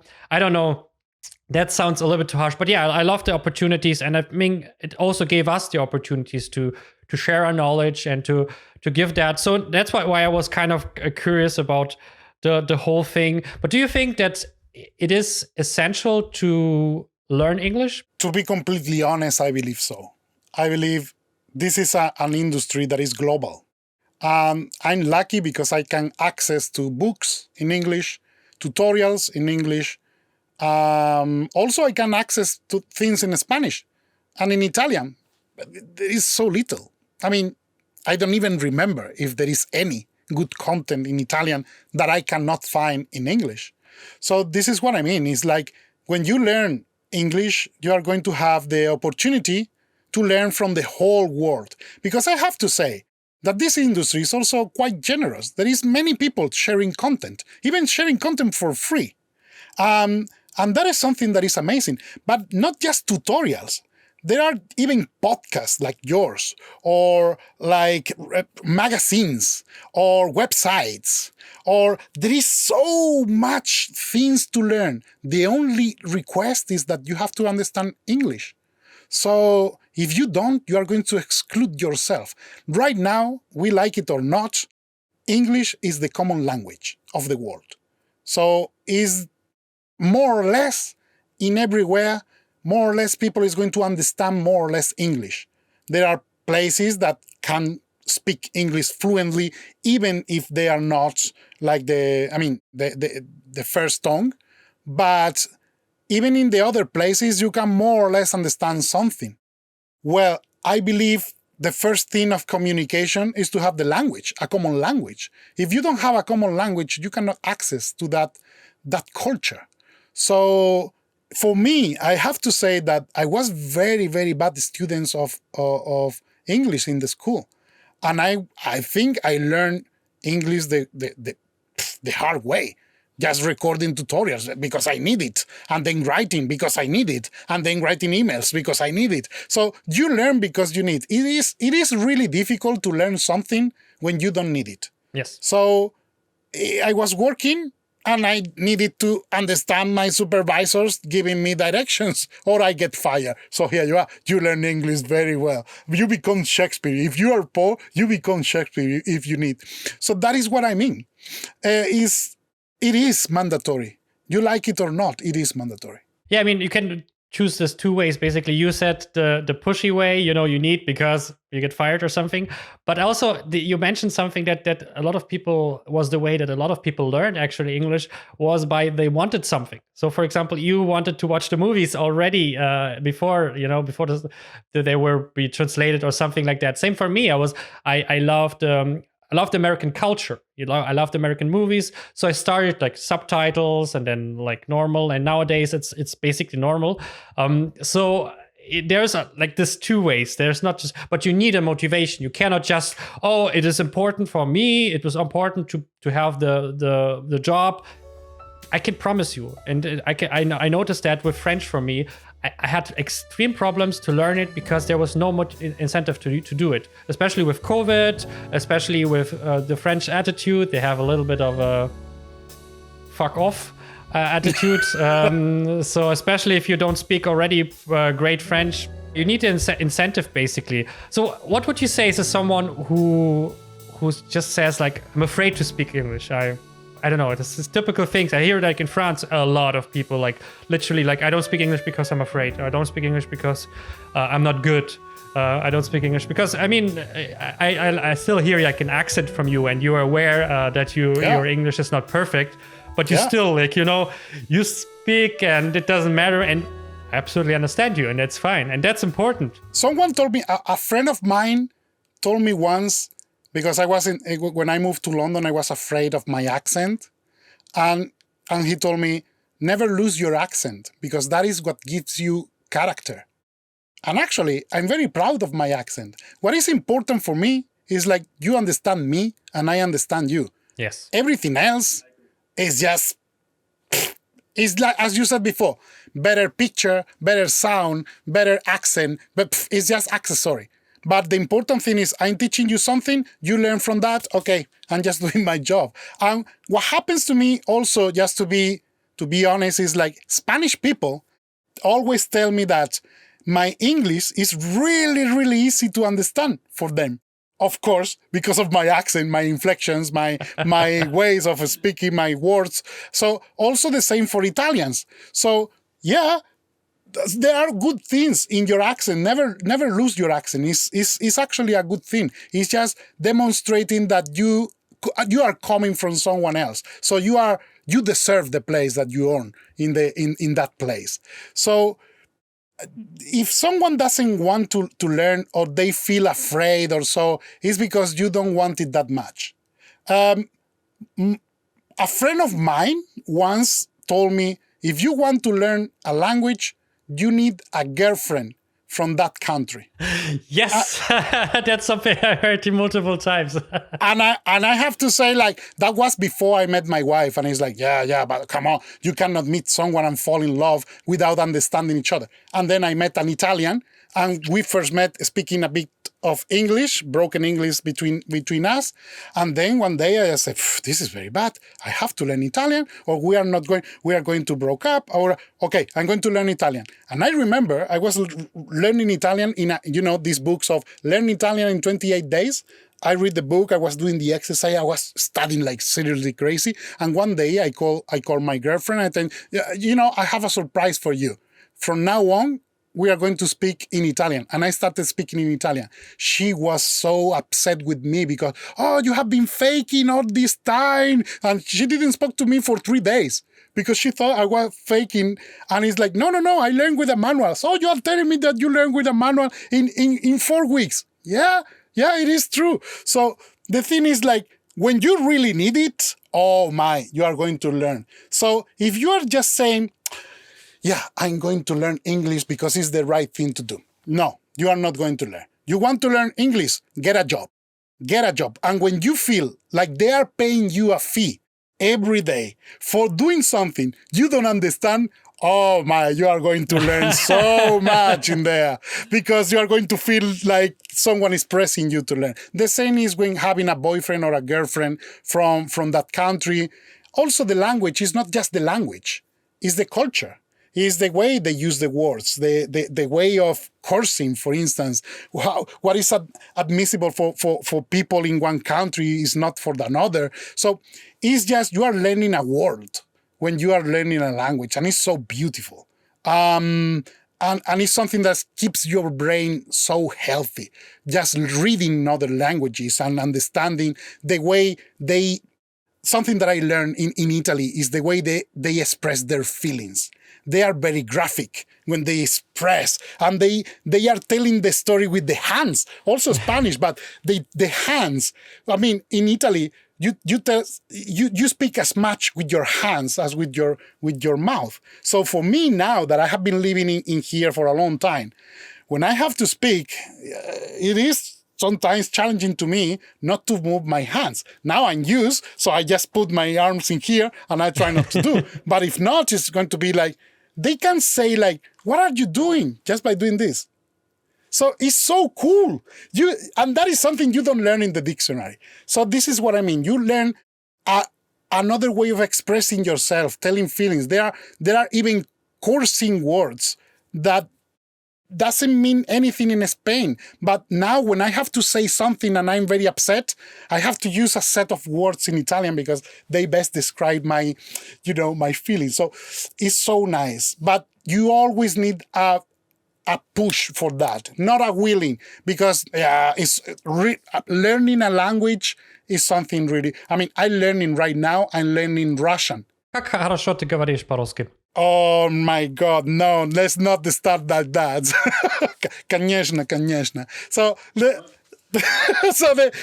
thing is like, I'm just learning for the sake of... борщ. just for the sake of learning something new. But it is so difficult. And the thing is like, I don't have a job in there. But I have friends. So when I start, and I have been there many times, and it's very frustrating because in Russia, even in restaurants, it's not frequent to find the menu in English, for instance. So now I know how to read. So when I know how to read, more or less, I know if I'm eating vegetables or meat, at least. So this is what I mean. The secret is always meat. It's always meat. It's always meat. There is no vegetable, vegan food or something in Russia. It's like no. Нет. Нет, not today. No, I love that. No, that's. I think that's the biggest thing. It's about motivation, and the biggest mistake I always did, and I think most people do, is this. I want that. That's not enough. Just because you want to become a visual effects supervisor or artist, it will not make you like, even if you buy your course, my course, it's still like, you consume like YouTube. Maybe if you're lucky, maybe you watch till the end. That's even actually statistically not always the case, even if you paid for things. And then still like nothing like comes into your brain because you have no heart in the whole game, And there was something I learned recently. If you pay attention. And that's also the transition to one of my last question I wanted to ask you, because we're doing this and we get paid for that. What is your position on paying for knowledge, paying for masterclasses, paying for this kind of stuff? Because we have YouTube, as you mentioned, things are free. People share for free. Should we all do it for free, or does it make sense to pay for that? What's your point on that? Because I'm pretty sure you also sometimes wonder, is that something that I should like just share, or should I create a course or a paid course around that? I have two different views for that. The first thing is like, if it's your job, you should get paid for doing that. Just period. That's simple. If it's your job, someone must pay for that. Must be the client, the one that is paying, the one that is viewing. For instance, I published recently a series of videos for Netflix, for Foundry, Netflix, and they wanted me to teach color management. And they started with something that was apparently very easy, and then it got super complicated because the craft of color managing is something quite hardcore. And of course, the course has been released for free because it's something that is necessary for everybody. But it was in the best interest of Netflix and Foundry for them. So of course I got paid for that. I didn't release that because I was working on those 3 videos 2 years. 2 years of my life working every single day on that. Sometimes more hours, sometimes less hours. But I was working for 2 years. I cannot even account the amount of hours. I can say that I was paid very little, but just enough for getting up to pay my bills for that. So I didn't make that for the money to become rich, as I said before, but I need that to be paid because if I don't get paid for that, I'm not going to have the time for producing that. Once said that, I can say that sometimes I have been releasing also content for free. And I do also collaboration with SIGGRAPH, for instance, for reviewing things and things for free. Okay, I can manage my time and I can give back to the community a bit of my work. I share with Nukipedia tutorials, writing tutorials and things. Why? Because I'm doing that for me. And once I'm doing that for me, I don't mind to share that with others. But if I have to do something specifically for others, okay, I need to pay my bills as everybody else.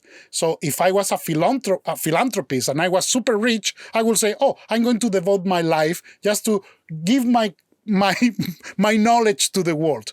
But sadly, I have bills to pay. So I respect both sides of this story. There is people in YouTube that is delivering free content and is really good.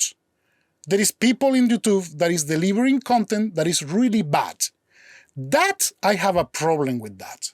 Because there is something worse of not having content, which is having content that is creating damages because you are teaching things the wrong way or you are misinforming people. Okay, for that, I have no mercy. Those tutorials should be removed because it's better not to have them than have them, even if it's for free. Because they create, like as we mentioned, bad habits. I mean, that's one of the things I always have to fight when people start to learn scripting. First thing, oh yeah, I learned something, so I try to mesh it into what you're teaching me. And second one, I have a preconcept of how this should work and who I am. And so like that, they instantly go with this, like, okay, I can do specific things and I can't do specific things. So I will like cheat my way or ignore things or whatever, because that's what I was told how it should be, and it's very, very damaging. And I sometimes need to put a handbrake, especially for people who come from other languages and say, okay, it's great that you know Mel, it's great that you know C++, and it will definitely absolutely help you in whatever you do. But the worst thing you can do is you come with your C++ knowledge, you throw it on Python, and then basically kind of like break Python in a way that it kind of looks like C++, and it doesn't. It works, but it works horribly. It is like horrible code. It's super complicated. Maybe it takes 10 times longer because you do all the extra loops there that you don't need in Python because you didn't learn it how it should be. You learn it from, oh yeah, I use the thing, and that's one of the worst thing I can see. Also, is like the damaging tutorials out there that people, and that's the thing. People watch other tutorials and then create a tutorial. Yeah. That's the worst thing. It's like half understanding of someone else's deeper understanding and then delivering half of that. Yeah. So that's why I recommend always to check the sources. Who is teaching that tutorial? For instance, I can say that there are good friends of mine, for instance, Hugo Guerra. Hugo Guerra delivers content for free that is amazing. It's gold. It's gold for free. Josh Parks, for instance, they deliver good content, but their voices are at the same volume as many other people that has no experience at all, and they just read something and it's like, okay, this is how I work, and I'm going to do, and now this is my opinion. No. This is not about opinions. You are teaching someone to do something. So if you are creating a tutorial, it's because you are you want someone else to learn from you. So you have a moral responsibility with that people that you don't even know, because you are not delivered that to them directly. You are leaving that there, hoping that someone is just going to pick it up. So no way. That's why I am very careful with the resources for free. I don't waste my time with the resources for free, because to be honest with you, even with my status, I cannot say that I'm poor. So I have enough money every month to spend, and I still do it on learning. So I still learning and studying. So I get courses, and there are many websites in there. I don't want to put names right now because it wouldn't be fair, but there are very, very good resources out there for learning. So wherever you go, just check who is teaching. Not the prestigious academy I don't care about the institution. I care about the individual that is delivering that part. Because even in the same institution, you can have a very good teacher and a very bad teacher. So it's all up to the prestige of that teacher. And the prestige of the teacher is just coming on who is from that teacher.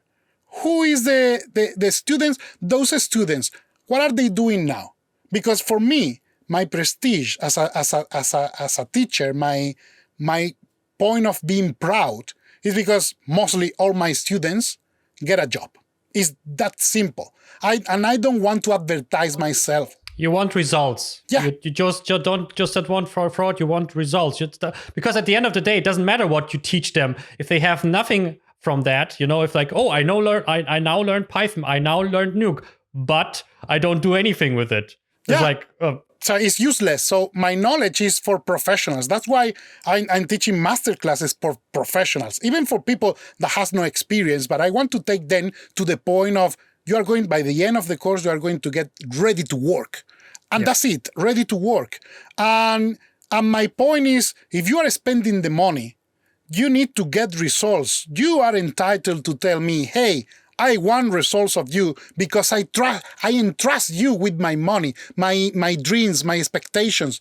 You have a responsibility with me. So that's why this kind of course can be done only live, because I am delivering and I'm putting my face. That is something that I always want. That's why I always start my courses with this sentence: hello, I'm Victor Perez, and and you are not. So I am, and that's it. But I have to say my name in every video because it's my face. So I'm not just saying, I'm not a voice in there, just a narrator. No. It's me, and I'm delivering that to you. So if you don't like it or whatever, tell me, and we can work together or whatever. But I'm not a faceless institution. I'm a person and an artist. No, I really, really like it. It was actually a little bit the question that I had. How important do you think is this, especially like online learning is now the thing, that's the thing. Yeah. So how important do you feel like is communication and feedback between the lecturer and the student for you? How important do you think? Because there's the two options or the three options, like just the video course with whatever PDFs and whatever, the mix between video course and live and whatever, or maybe completely live, completely improvised or half improvised, whatever. So what do you feel like, how important do you feel is this communication aspect in a successful course? I can say that from my experience, depending on where you are in your career, the feedback is going to be more or less important.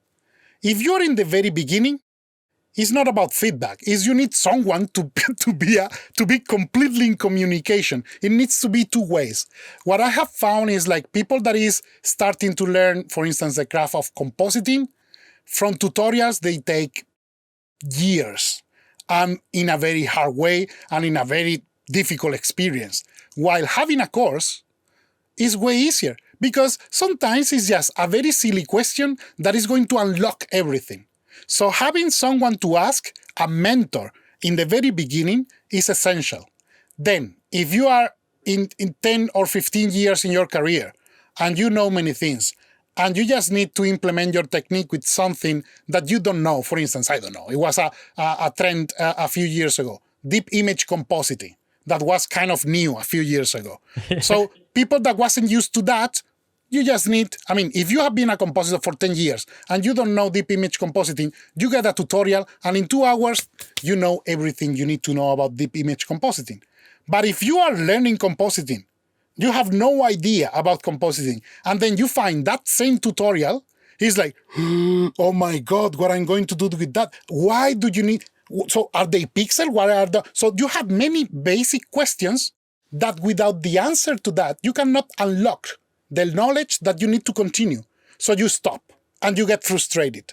So depends. But I will say having feedback is something that is very healthy, because even for the people with a lot of experience, and I consider myself someone with enough experience, sometimes I'm watching tutorials about technicalities and I get lost. And it's just very boring just to rewind everything and watch it again just because you missed something. Maybe you were distracted, you were thinking on something previous. In a live session, you can say, what do you mean with that? No, I mean this. Okay, sorry. And it's 2 seconds to fix that. So having someone in front of you is just going to speed up the process. So you are going to have to feel support, to feel mentor, to feel guide, and other things that you cannot do in a tutorial that is really important is to stimulate people to keep going. Many people, especially artists, are very insecure. So when you are learning, you feel lost because you naturally feel lost. And maybe you know many things, but you still feel lost because you are in the darkness. And you are like, but am I ready to work? And you have, because you have been doing this, but it's so amazing when someone shows you what they work and you say, oh, this is amazing. Actually, you did it very well. And they are like, their eyes just open and they have a big smile because they feel like, oh, so I was feeling lost, but actually feeling lost is part of the process.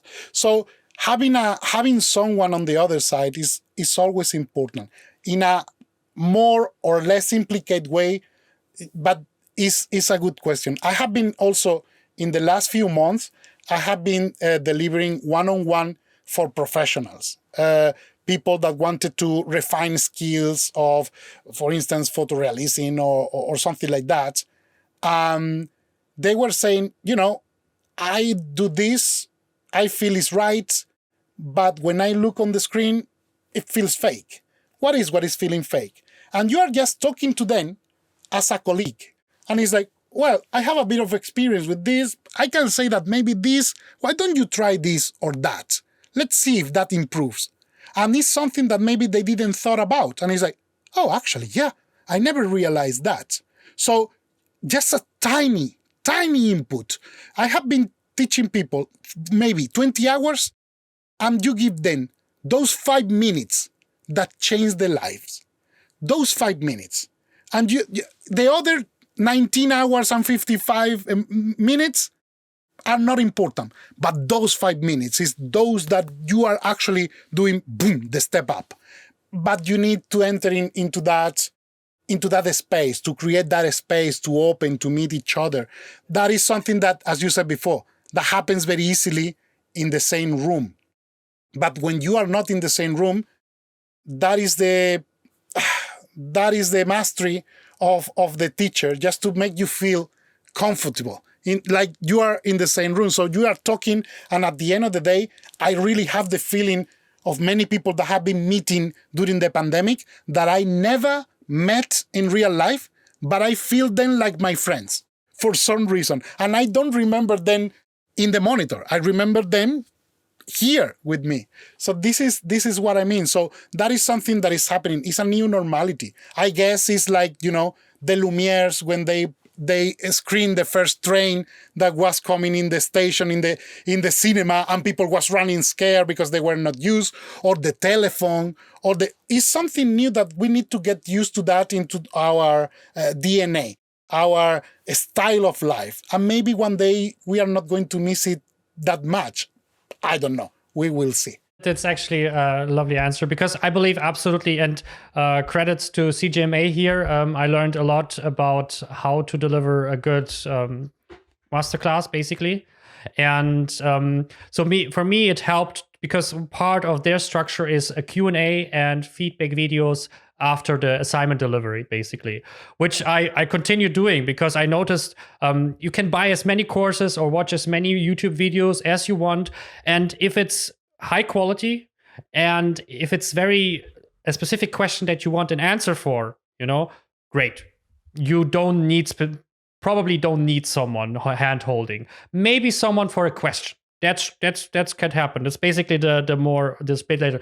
But in the beginning or in the early phase, I think it's basically impossible not to have someone to ask questions, to give you feedback.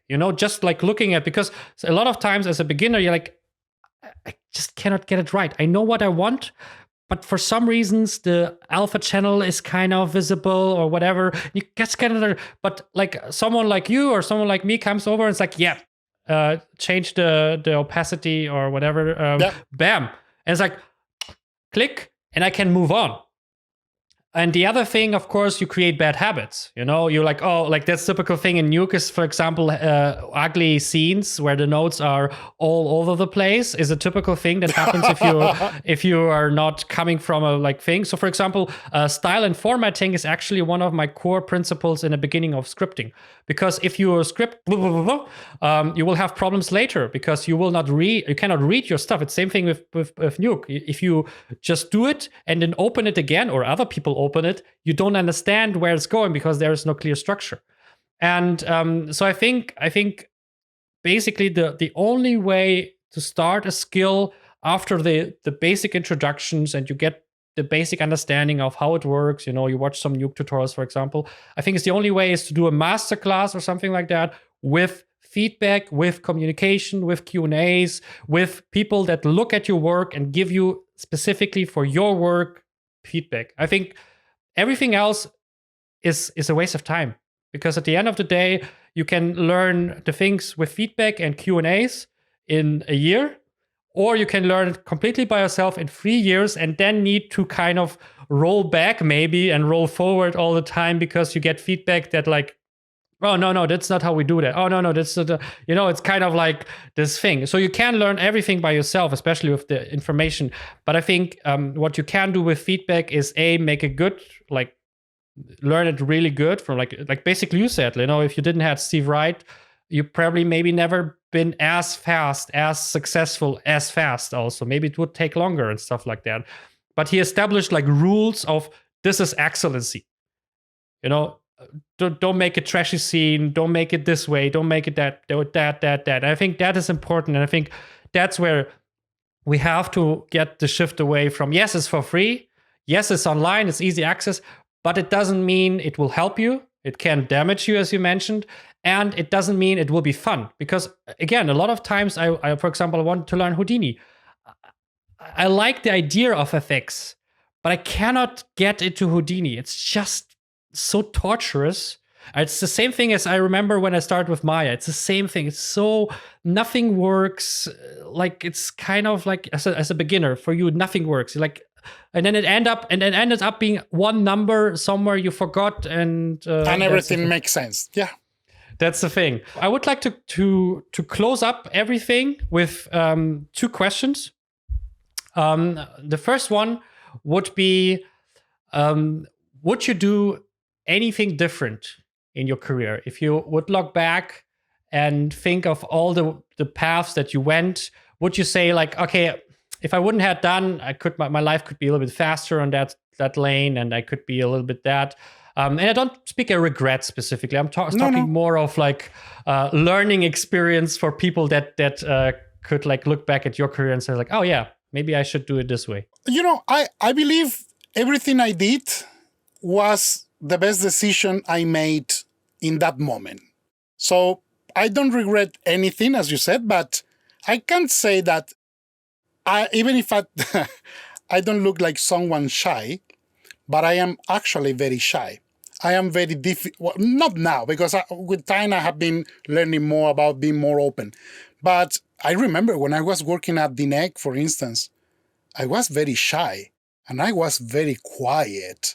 And I was in a room with people for weeks and I never interact with other people. And that happens also very frequently with other people as well. So if you are in a room full of shy people, that becomes a torture because you don't interact. It's the same experience of working at home. So what I will say to myself a few years ago is just don't be afraid of just talking to someone and say, hey, do you want a coffee? Maybe you will be surprised that someone can tell you, no, I don't drink coffee. Or someone can tell you, I don't drink coffee, but let's have a chocolate. Or let's have a chamomile. Or whatever. Or what's your name? Or because that can actually make you interact with other people, learn from other people, make friends. Because it's a very different thing, making connections and making friends. At the end of the day, life is more about friends than connections. So that is the only thing that I would have changed. Is just to talk more before, because I'm sure I lost the opportunity to meet great people because I was shy. Now, I'm not that shy Also because my job as a supervisor, I cannot be shy because it's my job just to interact with people.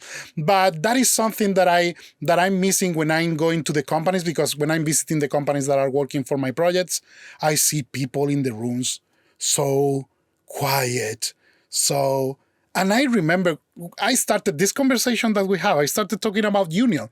And in union, we were all the time joking, talking, and working together. It was a joy because we were producing like crazy. But at the end of the day, it was even hard to go home because we were with the friends. So it's like the end of play game.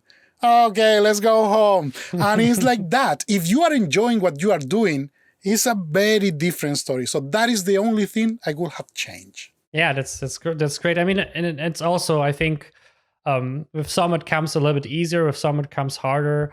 By the way, guys, this is acting here. The shy person is just like going full-blown Italian here on us. Yeah, no.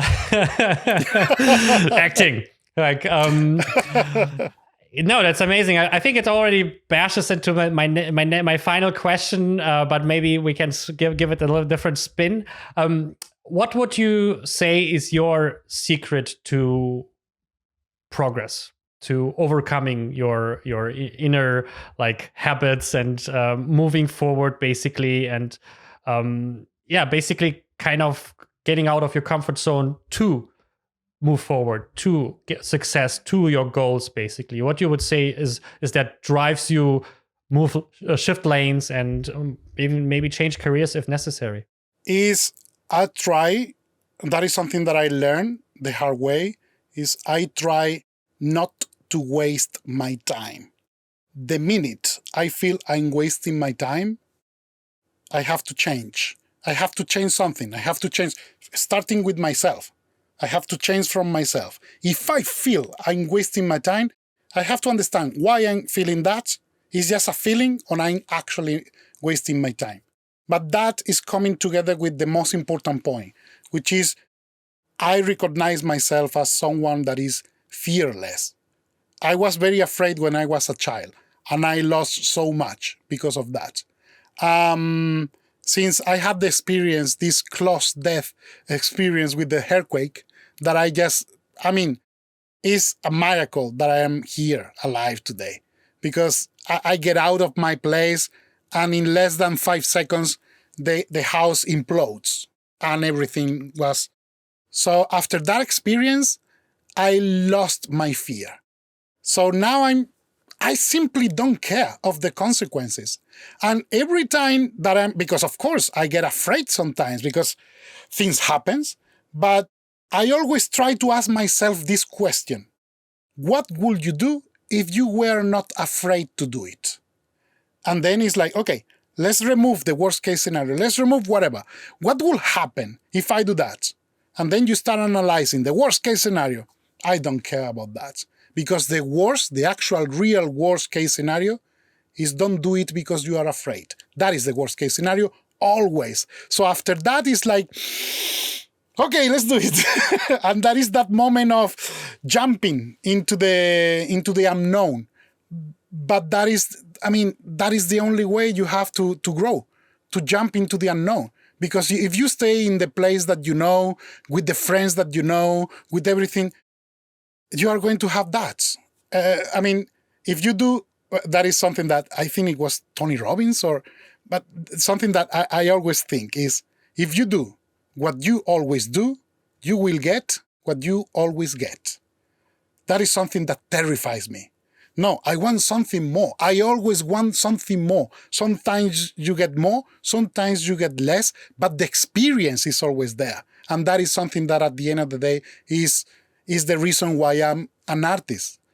Because I want to know that part of myself. And fear is part of of the deepest self of everybody in here. So just don't listen too much. Of course, it's good to listen to the fears, but don't listen too much to those fears that are pulling you back. It's just leave me alone.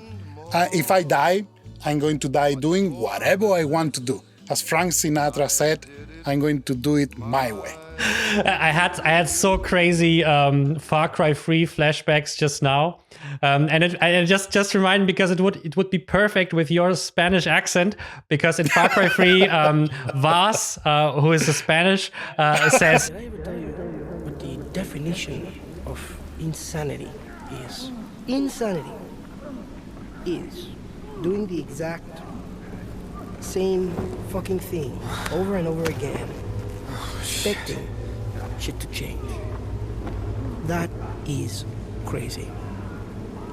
The first time somebody told me that, I don't know, I thought they were bullshitting me, so boom, I shot him. The thing is, okay, he was right. And then I started seeing it everywhere I looked, all these fucking pricks. Everywhere I looked, doing the exact same fucking thing. Over and over and over and over and over again. Thinking, this time, it's going to be different. It absolutely is a thing. And it's funny because one of the things that I want to establish also in this episodes, that's why I talk about this a little bit broader topics and not maybe pinpoint on specific sometimes, is that every successful person out there thinks the same in the core elements like that. You know, like for example, no regret is a typical thing. Yes, you made mistakes, but at the end of the day, you did what you could at the moment that you had done it. You know, now yes, of course, yeah, easy. But before that's a big thing. But the other thing is also kind of like always moving forward and like if you want change, there will be pain. There's no thing. And literally, what you said was something that Alan McKay said was, "What's the worst case scenario?" And play it in your head, and then how realistic is that? And it's probably not realistic, you know, like get killed if you just move to somewhere or become homeless. So yes, if it is a realistic thing, make everything happen that it will not happen. You know, bring money with you or have a place to stay for the few weeks or something like that. You know, and it's interesting because all successful people, I think, have in core the same kind of philosophy at hand, you know, the same things that they build their motivation on, basically. And that means a lot of times about fighting with yourself, but still moving on at the end of the day. You know, everyone has still fear, but still moves on. And I really, really love that. And thank you very much for this amazing discussion. It was awesome to have you here. My pleasure. It was a pleasure. Thank you for having me. That's it with this week's episode of the 21 Artist Show. Thank you so much for watching and listening. This podcast is 100% ad-free, and to keep it that way, check out my website 21artistshow.com. There you can find exclusive access to awesome masterclasses and coaching opportunities to work successfully in visual effects, animation, and games. Just go to 21artistshow.com. And don't forget to share it with people who would benefit from that content and tell them they're awesome. See you on the next episode.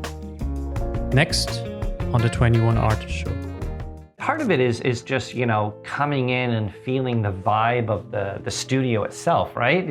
You step into the studio, you kind of look around and you get this like really cool energy and you're like, yeah, I can see myself working here. Versus on Zoom, you don't get that, right? Well, at least it's very hard.